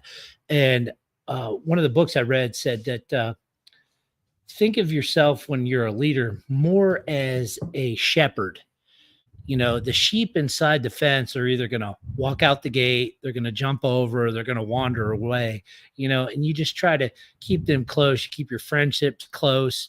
You keep your ideals close, and you just try to help foster that positive, keep them safe, but they're going to make their decisions on their own, whether it's a kid or a friend, but you just try to do the best that you can to support them, communicate, and give them positive nature, which I think that's one thing in society, is there's so many negatives and so many sucks that drag you down, that just that little mustard seed grows of positivity and can be a beautiful thing. And I think when you guys talk about like that where you wanted to be and where you're at, that shepherd part of being surrounding yourself with positive people, whether it be sports, whether it be church, whether it be the cigar shop, those positive people attract positive people. And then when things don't go the way that you want them to go, you've got people there to support you, because people that are negative, they're nowhere to be found when shit hits the fan. That's when you find out, the old saying, when shit hits the fan, you know who your true friends are. It's true, because those people that have those negatives or not that true connection to you, they're nowhere to be found, because they don't add positivity to your life. Yeah. So it's like, I always find myself, when I talk to you guys, try to be kind of like that shepherd person, be that shepherd, but not tell you what to do, but just kind of, you're out in the field and give your perspective, and just try to keep you, inside the fence with your knowledge, and then you do and make the calculated decision the best you can. And well, that's why we get along, Phil, because I think a lot like that too. Like I don't want to tell people how to live their lives, because I don't want anybody to tell me how I live my life. But we can sit here and have a discussion with real people and have a unjudged discussion with each other, and hopefully somebody will get something out of it through our experiences, because we never know what people are going through. It's yeah. No, you don't. And I like Sean Anderson said something here, listening live, that is relative to what you're talking about there, Phil. Is sometimes communicating something out loud to someone other than yourself helps solidify your belief in the path that you've obviously been conflicted on choosing. At least my humble opinion there. As long as you keep to yourself in your head, as long as you keep to yourself in your head, it is too easy to talk yourself out of taking the first step. It is. Too many people. We're our own worst enemies. Too many people talk themselves out of taking the first step on whatever venture it is, especially if it's, like we live in a world where like money's tight right now, I think across the board for a lot of people. Yeah. But we're also living in a world where it's probably the easiest time in history to make a buck. So it's, it's two sides of the coin, where I get mad at myself, where I do that exact same thing, where I find myself, like when I first met you, Steve, that I was always go-getter, and I was always like wanting to take that next step. And it's like, how bad can it be? And then now I'm wanting to plan. And sometimes I take myself out of the equation before I even take that first step. Yeah. There's a fine line to, the loyalty to the situation you're in and running away at every first obstacle. And I'm happy to see, at least in this country, that, generationally and when Jake and I we're what, 14 years apart, right? Something roughly, like that. Yeah. But it's over a decade. So like you don't want to be just complacent and just you're unhappy. I'm just going to stick with it because it's safe. But you also don't want to have that where it's the first sign of trouble. You're like, fuck this, I'm out. And I think which more people are struggling with today now. I think there was I think it's coming back though. And I feel as though that things going to plan, obviously 4 years ago, we didn't have any of this planned with the way the world reacted to what we reacted to. But that hit at a sadly ideal time where people were able to like, oh, well, now I can work remotely. Well, now I can just work wherever. You know what I mean? A lot of people, I don't like this culture. I don't like the way you talk to me. I don't like the way you made me feel. I'm going to go elsewhere. And then people are just hiring people at higher rates to do things that it's like on a resume, it didn't even matter if you weren't at your last job for 2 years even. And I was raised that when I started at 2 Men in a Truck after college, like do that for 2 years, that's what you do. Now it's you college. Now you have a job for 2 years, figure out what you want to do, but build your resume doing something. Well, businesses have to jump through political hoops now. Agreed. But I mean, it was just the fact that people wouldn't hire you. Like graduating college was a thing because you showed you could complete something and you could stick with something. Now it's not. It doesn't matter. That's what I'm getting at. So like then it's like 2 years. Because everybody's doing it. Something else. Now it's, well, I'm leaving because I didn't like the culture. I didn't like what was going on here. And there's some positives to that. There's also positives to being like loyal to something and sticking with something. For sure. It's listening to yourself, talking it out. People at friends, significant others, talking to your boss. If you have a boss you can talk to about certain things, like I don't like the way this is going. But you have to be with people that you're like you got to pick Absolutely. your friends. I mean, that's the thing. Like I'm sure a lot of people talk about it, but the older you get, the closer the smaller your group gets. The smaller your group, your group of friends gets. And it's humbling in a way, but it's also scary because that's what I'm kind of going through. Like in the last couple of years was that, like I had all these people and me, Steve, like I didn't talk to anybody. Yeah. But then you let people in and then, you go to bat for them or you go do things for them and then they don't kind of reciprocate that in a way. And, yeah. And then it's, you walk out of the relationship and you're kind of like, well, even as a grown man, you're kind of like, well, man, that sucks. Like it hurts. Like either it's man to man or woman to woman or man to woman, whatever. When you lose a relationship on any kind, just because another person sucks or you move away, like it's a bad feeling. And you kind of have to pick yourself up and make sure that you spend the time with the people that are spending time with you and making an effort to spend time with you. I think on top of that, what I've been learning more and more now is it's taking action on it, but your time is valuable and what it's worth to you. Do you want to spend time doing something or being around people, whether it be work, personal life, whatever, friends, significant others?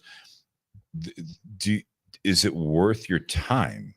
Like listening to someone complaining all the time or listening to yourself complaining all the time or going into a job that you don't really enjoy, but it pays your bills. Like how much time are you willing to spend on that? Because when you plan something and it doesn't go necessarily as planned, which nothing does. I mean, that's my answer. Most things don't. Do you want to keep spending your time on it?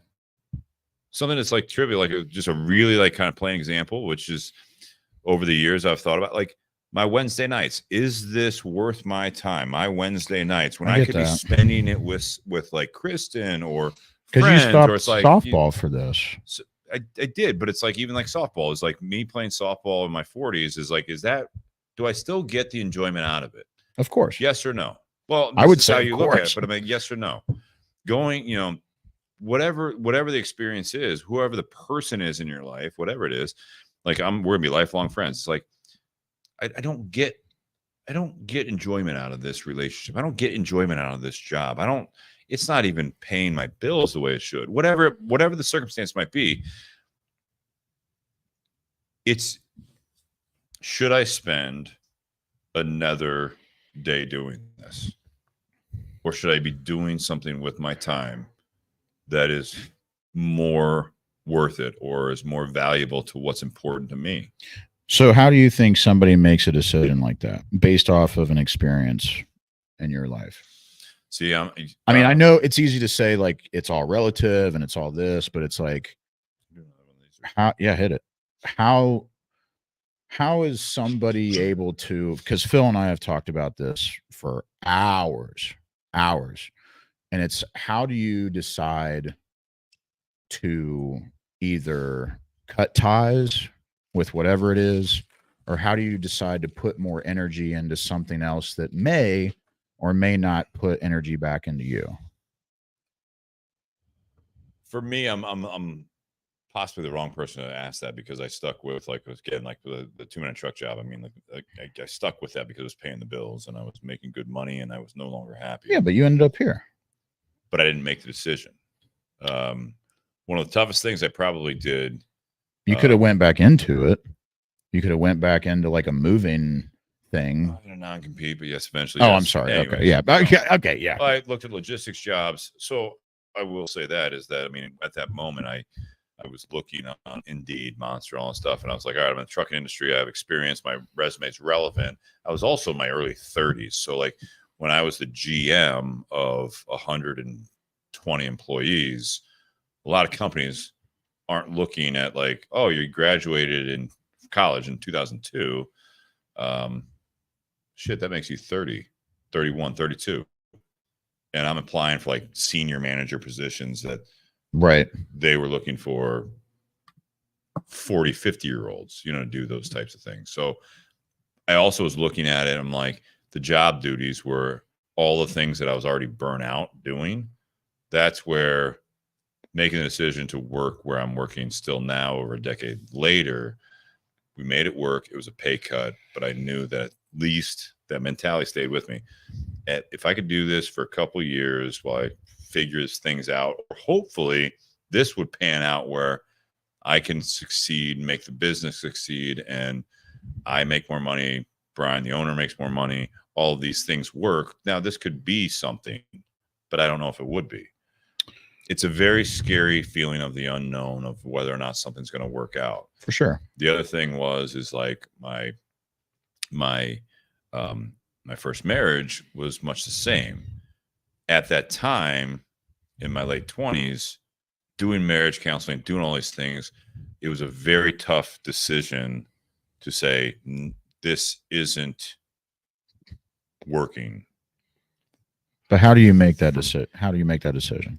There's no rule book. There's no, I mean, but how did you? It's what I was saying is that this isn't my day-to-day. It wasn't even like we were fighting. It wasn't like there was like no one did something. It just didn't feel right. It wasn't you. It wasn't. It didn't fit. It wasn't. And I feel bad even saying it, because again, I still hold my ex-wife, in a high level. I respect her and everything else. It was a very hard time for us because we did so much right on paper, and yet it didn't feel like this was the trajectory of my life and the way things were going at the time. In your late 20s, doing the checklist thing of, you did college, we met in college, you did this, you did that, it's like you buy a house, like even before we were married, but like we were married, next thing was basically kids and the rest of our lives. And all of that. And I can't speak for her, but it just wasn't working. We weren't communicating. I don't think we were at that level to build a life together, unfortunately. And you fast forward through after that with the relationship side and with the job after that, it was like I was trying to find my place, and it did, honestly, at times in my life it felt right, but then when it didn't, I didn't just run at first. I mean, I saw things through until it was Over. failed. Yeah.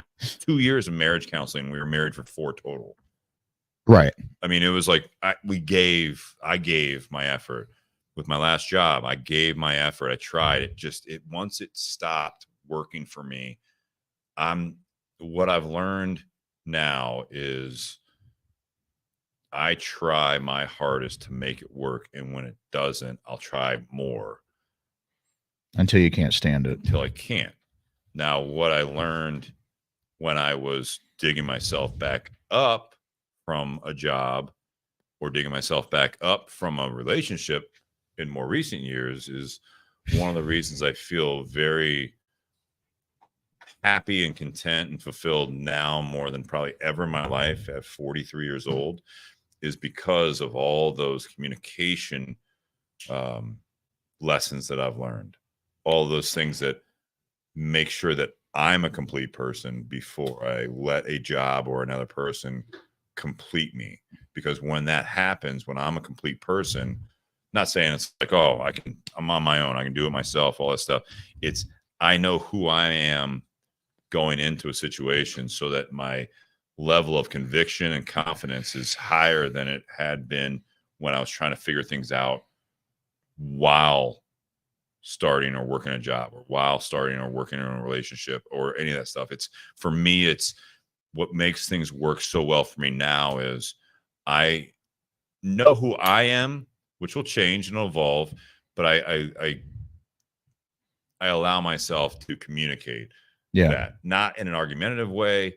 If Kristen and I are dealing with some sort of an issue or whatever else, I'm going to stand up for myself, but I'm also going to make sure that she is a priority, that I want to make sure that she's happy. You're listening. My job, same thing. I will have those. It's about, and Chris and I talk about this a lot, it's about having those hard conversations. Yeah. Because that is, I think, what people with plans and planned futures and all that stuff is that those plans or those goals, they take priority over the hard conversations of what needs to be talked about, what needs to be communicated, because you don't want to have that hard conversation in case it ruins things in the future. Right. But in turn, having those hard conversations, if you're going to have a successful future or have plans that pan out, those are the building blocks. You have to have that hard conversation sometimes, and sometimes agree to disagree, or at least best case scenario is that you didn't know that the other person or the other, like the employer, that this was on the horizon because they were sitting on it, because they can't have that hard conversation. Yeah. Your significant other can't have the hard. They don't want to start the hard conversation. And it's not just like starting arguments. It's literally like if something's bothering you, or if you have something on your mind, you don't want to just have this overflowing vent shit session every time you come home. Yeah. You complain about your work, you complain about blah, blah. It's not, those aren't hard conversations. It's the hard conversations that you know something's going not 100%. Let's get it back to as close as we can. Yeah. And that 100% is going to look different 30 days from now, 6 months from now. Yeah. Right. You don't even know unless you have those hard conversations and you actually confront any type of open communication feelings or dissatisfaction, whatever it might be. And don't forget that you want to express the good things too. That a lot of times falls to the background because that's taking things for granted. You don't express. There needs to happiness. be check-ins. There needs to be check-ins across the board. Absolutely. With life, with job. Like, I mean, that's the biggest thing. I think what you're trying to point out is that there needs to be check-ins, because when you don't have those, then there's a blow up every time. And then people feel slighted, whether it's your boss or you make yourself look bad in your job, or you piss off your significant other, or so on and so forth.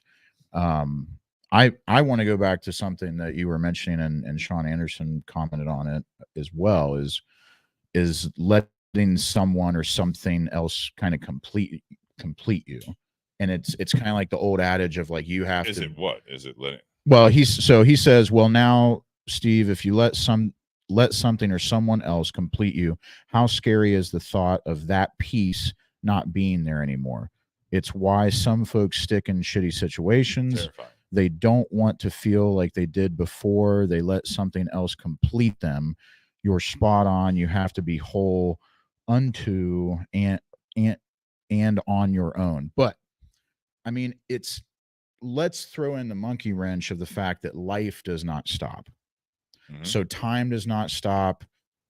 Trying to make money, trying to live somewhere does not stop just because you're trying to figure out who you are. And I think this is something that I feel personally strong about because I didn't have a job for 4 months. I mean, I worked part-time at Tinderbox Easton, but unfortunately that did not pay as a salary. Didn't pay the bills. I loved it. And in my heart, it paid as much as a salary, Sure. but as my bills and tuition and whatever, it did not make that whole. So my point is that I had to figure out that life doesn't stop, and it's very hard to maneuver through trying to figure yourself out. I mean, I can express that I know for a fact that like I made Steve's life hell for a short time because I was on this just rant of I was pissed off, I was mad at the world. There was a chip on my shoulder. I still have a chip on my shoulder. It's just the way I am. Like I have to prove myself. And I think that there's good and bad about that, but it's so difficult to try to figure yourself out while also trying to start a career and trying to do something that you enjoy and trying to hold down a job in those moments when you don't even know that who you are is who you want to be. And when that changes, it's a massive shift. And we're having a debate out here or something. It's a massive shift in mindset, and thank God I got out of that whole debacle, like in episodes like 30 to like 50 or whatever that was for Bourbon and BS podcast, because when you get down on yourself, everything becomes negative. And Steve used to have an old adage of when your hand's in your face, you can only see your hand and you can't see outside of that. And I used to make fun of it, but it's true. You know, when we take our personal friendship aside, that's just completely true. And it took me a long time to kind of understand that and have more humility to myself and understanding that I have to take this time for myself. I've been with this wonderful woman for 10 years, but I'm going through my own shit. I pray to God she's going to be on that other end when I come out of it. You know, life is not a series of events that go A, B, C, and D, and F. It's not a planned vocabulary. It happens and you have to adjust. You do. And you have to figure it out and have the humility when you make a wrong decision, or you have to communicate with the people that you care most about, because if they don't know what's going on, then everybody's pissed off. And I think that was my hardest lesson that I had to learn in the last like 7 years or so, that I feel horrible about how I've pissed off a lot of people, but I've also had the humility to go back and say, Sure. Hey, like, I know I was an asshole. I know I was mad. I was going through this thing. You know, I hope that, you know, you can forgive me. Like, let's hang out. Thanks for being with me, honey. I love you. Thanks for paying for the apartment. Thanks for paying for our food. Like, I want to pay that back like later on in life, and I'm going to work my ass off to get there. And I think that just being real and having humility and having integrity with all that is so key when things go awry, and they will. Yeah. Hit it, Phil. Phil Davis, everybody. Yeah, I appreciate it. No, this is awesome. I've said this with you, Jake, multiple times, and I try to say this to my friends and even myself. We are our own worst enemies. We judge ourselves the hardest. no matter what situation, good or bad. And kind of a quick comment on what Steve said. When you say those hard conversations, I agree with you, but I like to say just conversations, because hard puts a very blunt, very strong statement on it. And, See, and what intentionally on my part. No, not Yeah. I'm glad that you brought that up, because then that kind of inspires me to speak up. Mhm. Because what you consider hard and what considers Jake hard is simple to me, and vice versa. So my perception of something hard might be something very simple to you, or vice versa. So just having those open communications with your friends, your family, your significant others is a beautiful thing, because they're not inside your head. I don't know what's going on inside your head. You don't know what's going on inside my head. You see my actions. And You know what's see going inside my head, but, Phil. well, I do. Bourbon and cigars. But when I communicate to you guys, then you get to understand where I'm at that particular point, and I think just communication itself, any type of communication, today was a rough day. My son was sick, or I got a bonus, and I'm happy, and when I can project that onto you guys, you get a bit of an understanding. So I think us being our worst enemies and having just communication in general is a beautiful thing. And then kind of going back to, how we were talking about our dads and our family, and, just the past. It's really, to me, it's amazing, because society does change, whether you say it's good or not. And me and my dad get into conversations, I, other than the military, almost got 20 years. That's pretty a constant in my life, but I've changed jobs every 3-4 years. And it's really tough for somebody older, hence our dads or our grandfathers, that work somewhere for 30-40 years, because they had a pension. I mean, a pension is almost obsolete now. We have a 401k, and the only way you get more money into your 401k is either you take out of your salary or you make more money. And you get a job that matches it. Yeah.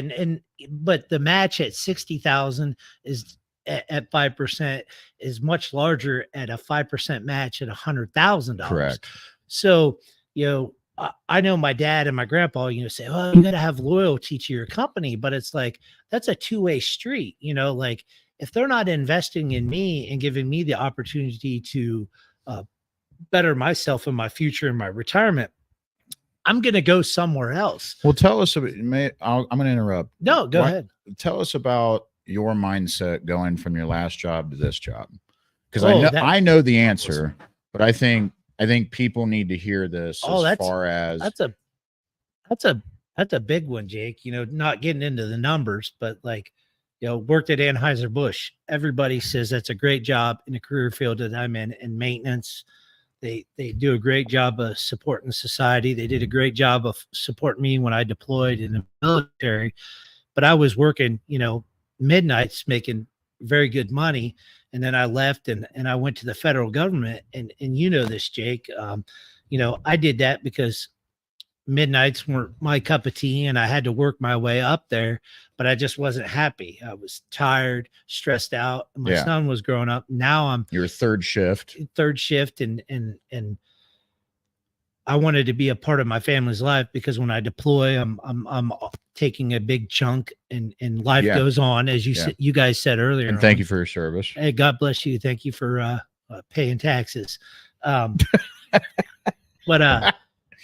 I took this new job because then I got to, I wouldn't be able to come to the BS podcast, tonight, or stay very long, because I'd have to go into work. Right. And now I get the opportunity to coach my son's sports. I'm happy.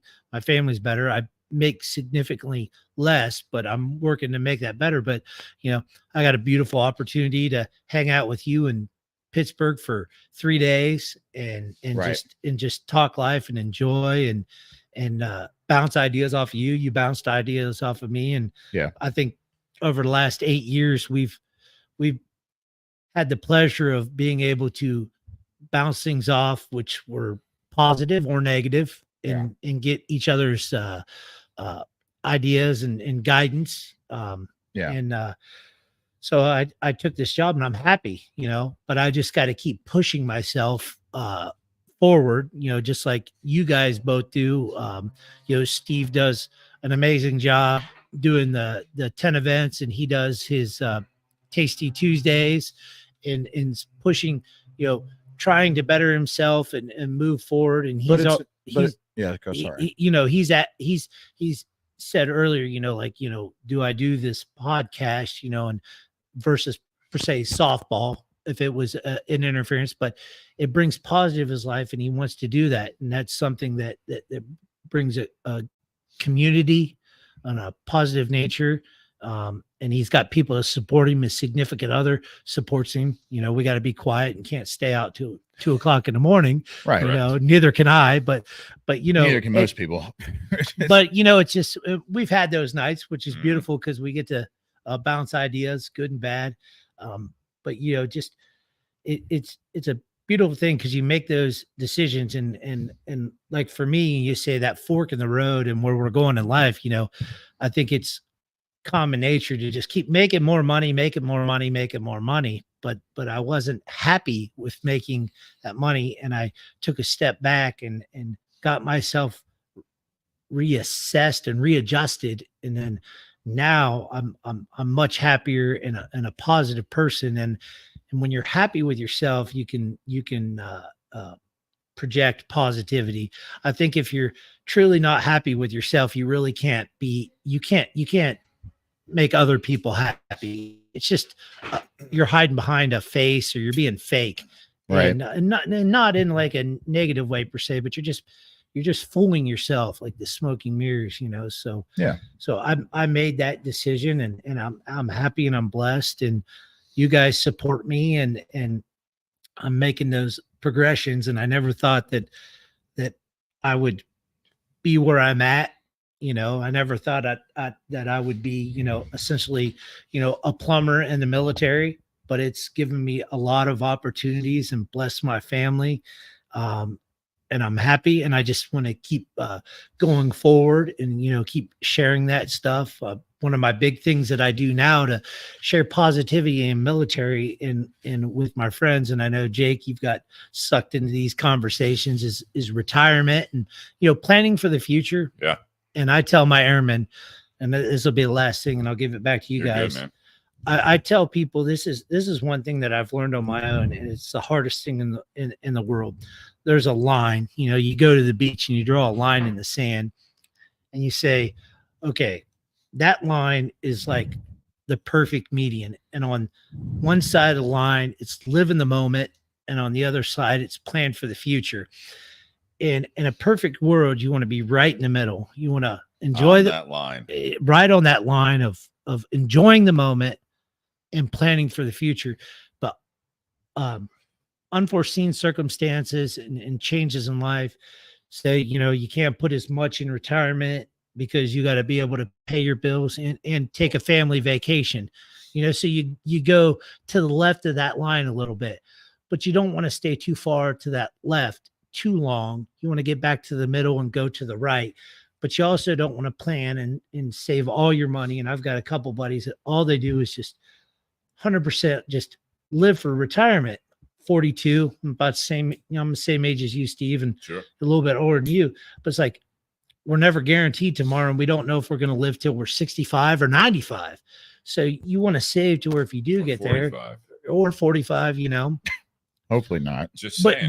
But you also want to enjoy this moment, man. Right. You don't want to just go out and piss all your money down the drain, but you want to have some in the future, and that line is very important. I think that's when you say, I think that ties in pretty good with the fork in the road and, the decisions that we make. And I think those all play into the people that would surround us in the situation that we're in now and try to better ourselves, whatever that situation is. And then just communicating to help us make a more educated decision and don't be afraid of change. You know, when I say we're our own worst enemies, I think the biggest thing is when we make a change or we do something in our life, and all of us been there, we think that when we make that change, or if it's rough, but we just stay in that rut, we think that if we change some aspects of us, it's failure. We failed. And then we're just going on. Well, no, sometimes that's just being honest with yourself and moving forward to try to get better mental health. Well, your ego and your pride are getting mixed in. Better physical health.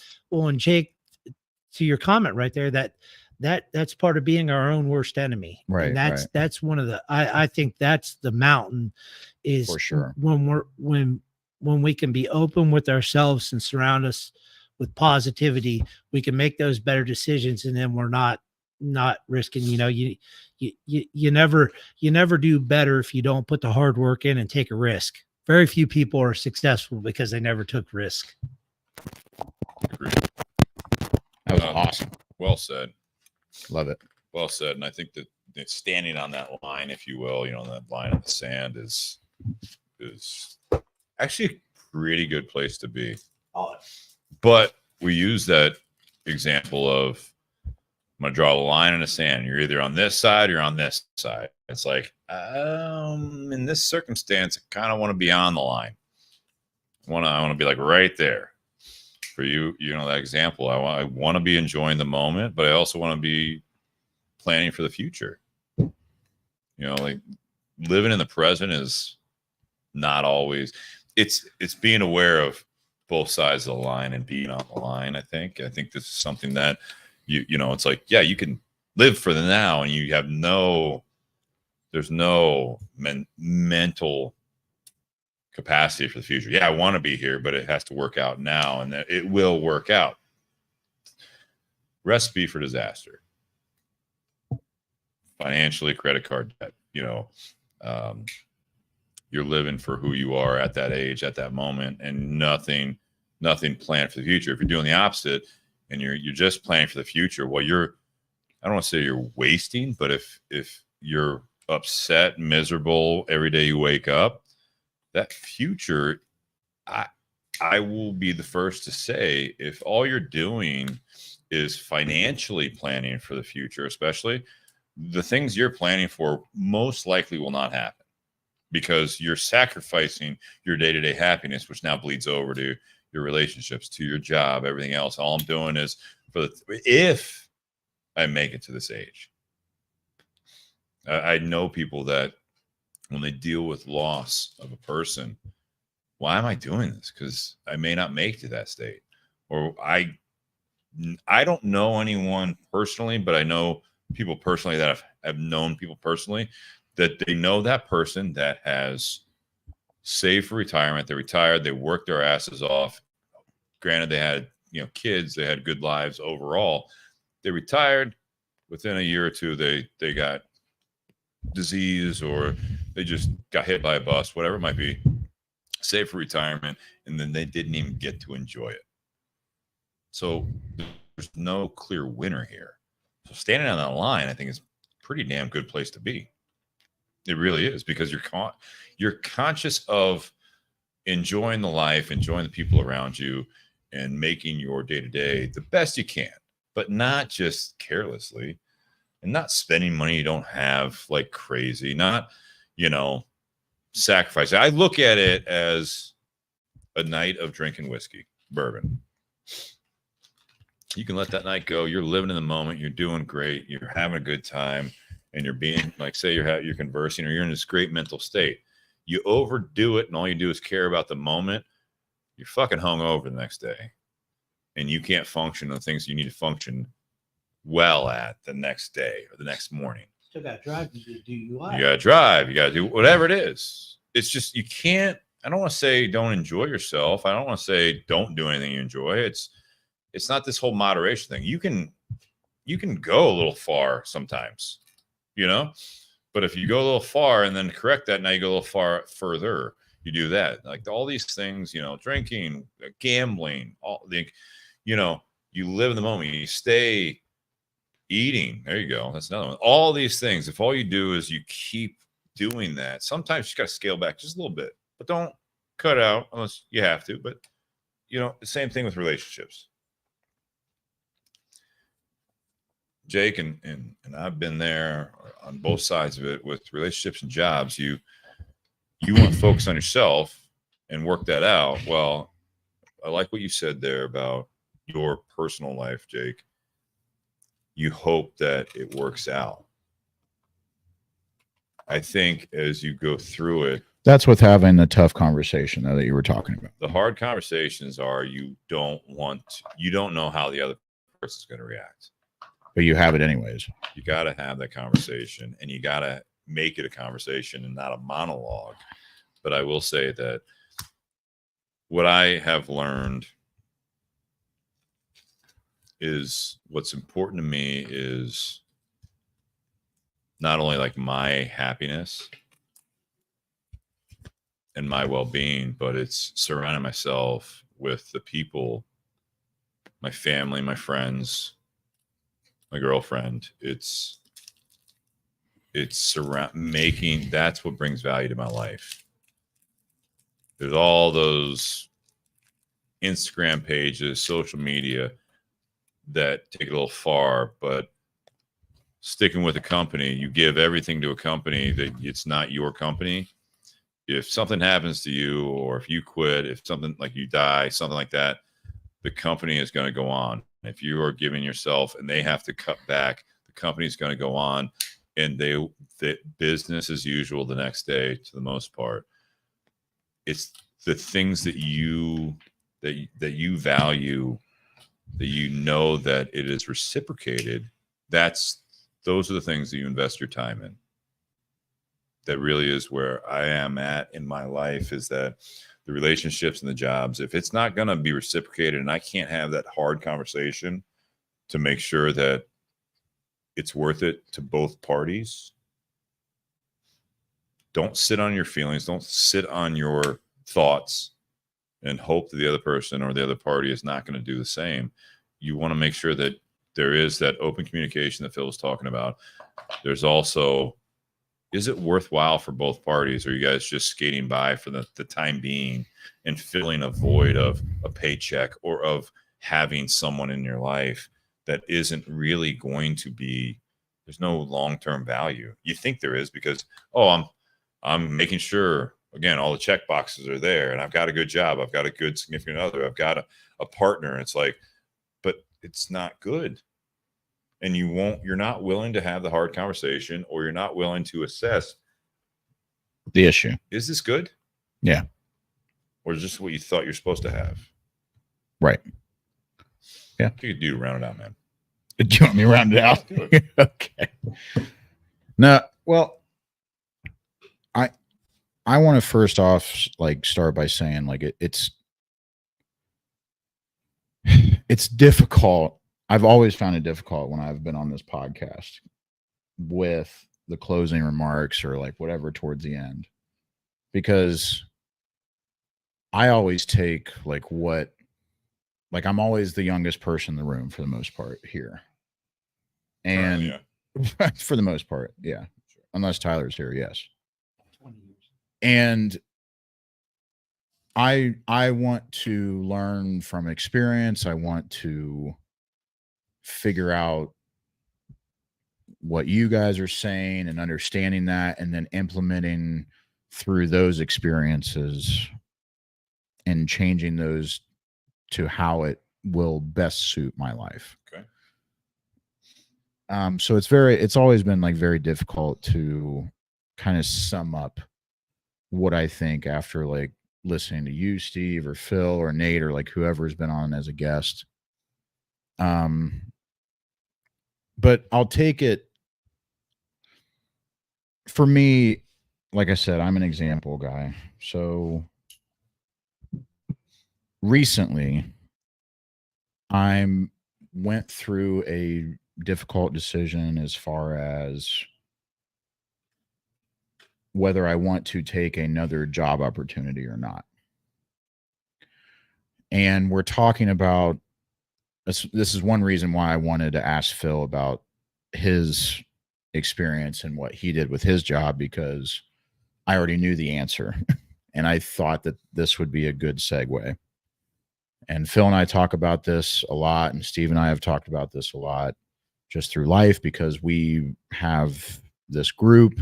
And I think that every man, every woman needs a group like that, where they can be themselves and they can express themselves, and people can either tell you if you're screwing up or if you're going the right path, and then you can make your own decision. For me, with my opportunity, it was something that I've been wanting for the last 5 years. I was set on it. I was excited about it. I've tried doing it 2 different times before. Was let down.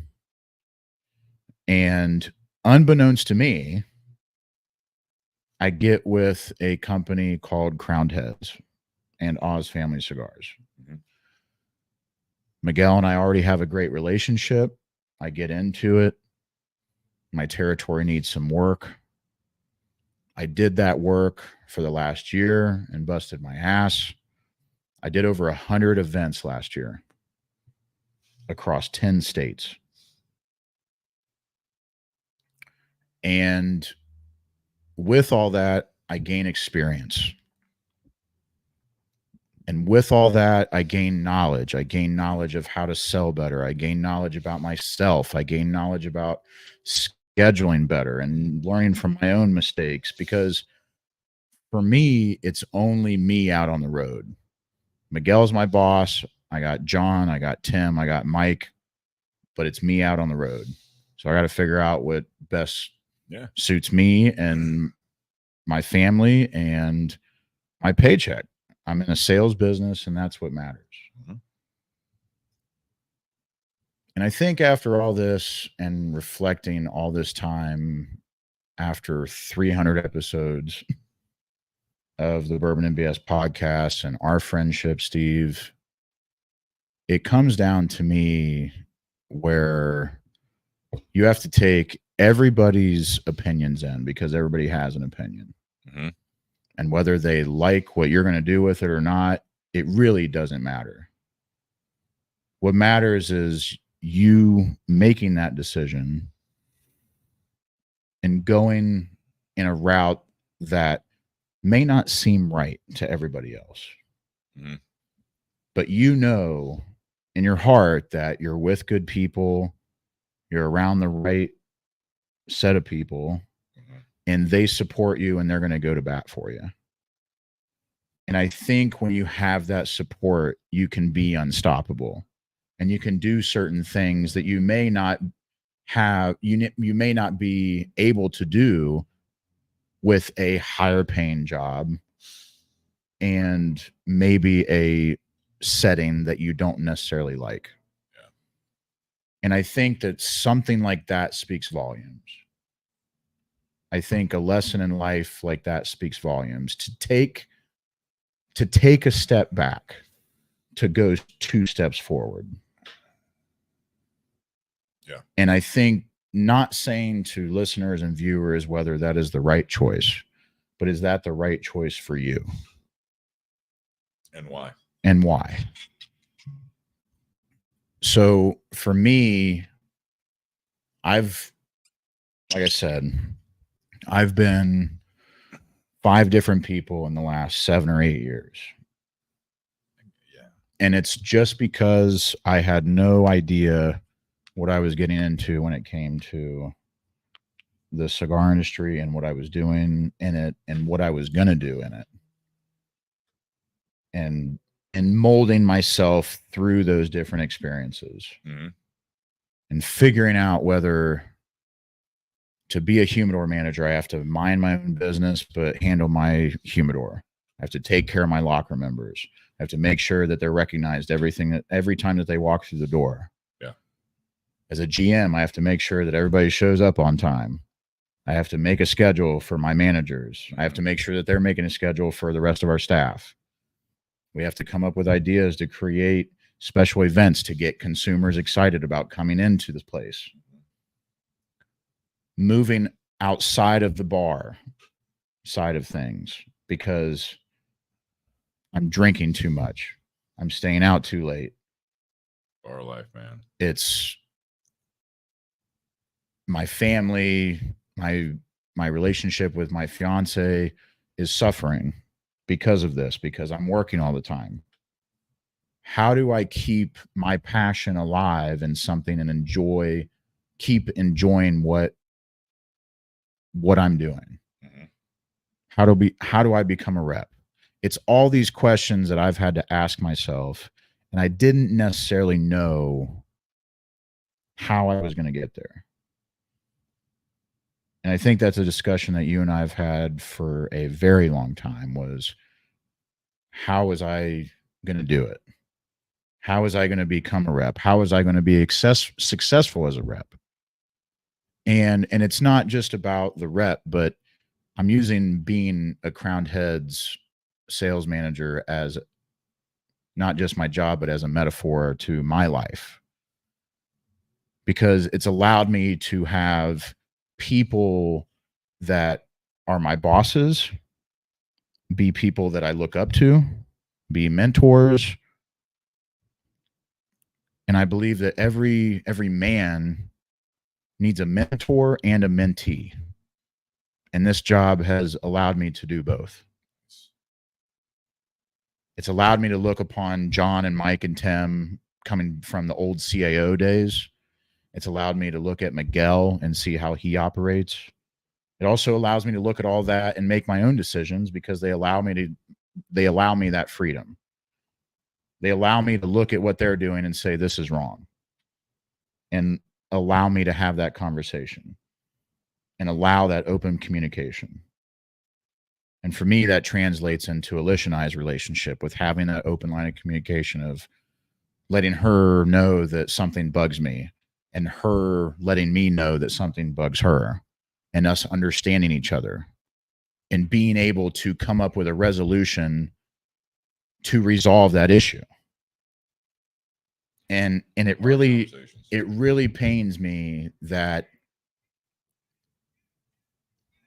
most people can't have a hard conversation with someone because either they're afraid that they're going to offend the other person and that's going to blow up, and vice versa, or that the other person really does just blow up and it ruins the conversation. Yeah. And I've tried to change my view on life to where I want to be honest all the time. I want to have that integrity. And if you can't handle that, then we don't really need to communicate.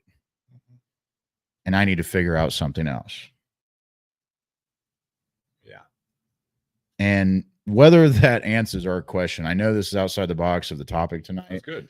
But as far as our things going as planned, I think there's always a broader perspective on this. And I think that encompasses, because if you do all those things and you're able to communicate and you're able to make those decisions on taking, if that's for you, taking that one step back to go 2 steps forward, mm-hmm.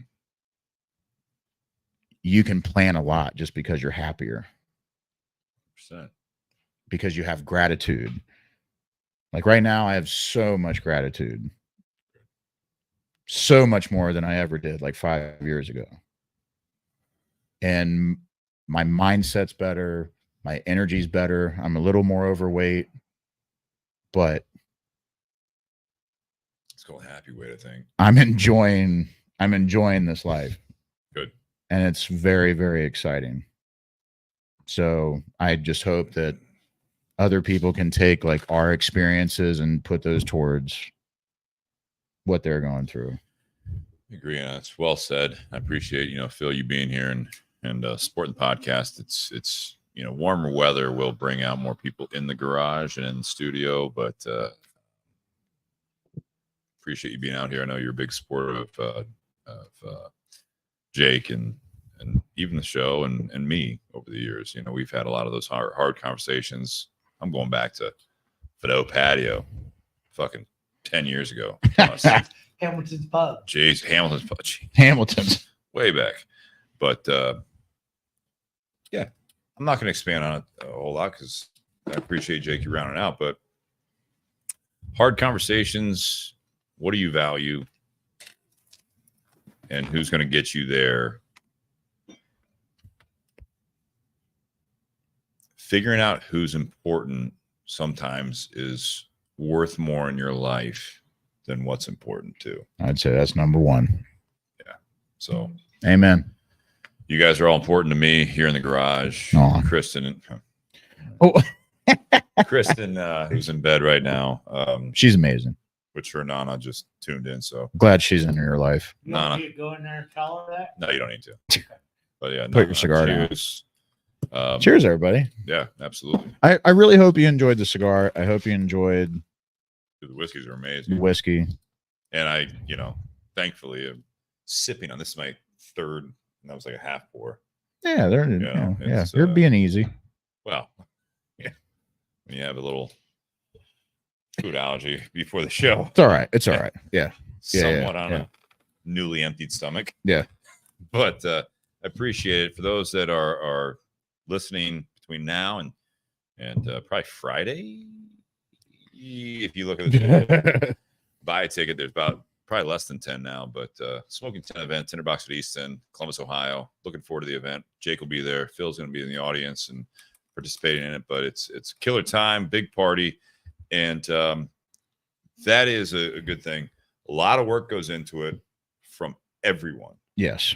And You guys have done a really good job. but it's even people that buy tickets. It's like that's a big commitment. This is something that we are doing it as a group, not only as a staff and Fido Irish Pub next door. Yeah. Everything they put into it is that there's a reason this is the 11th time we're doing it, and hopefully it'll be the best ever.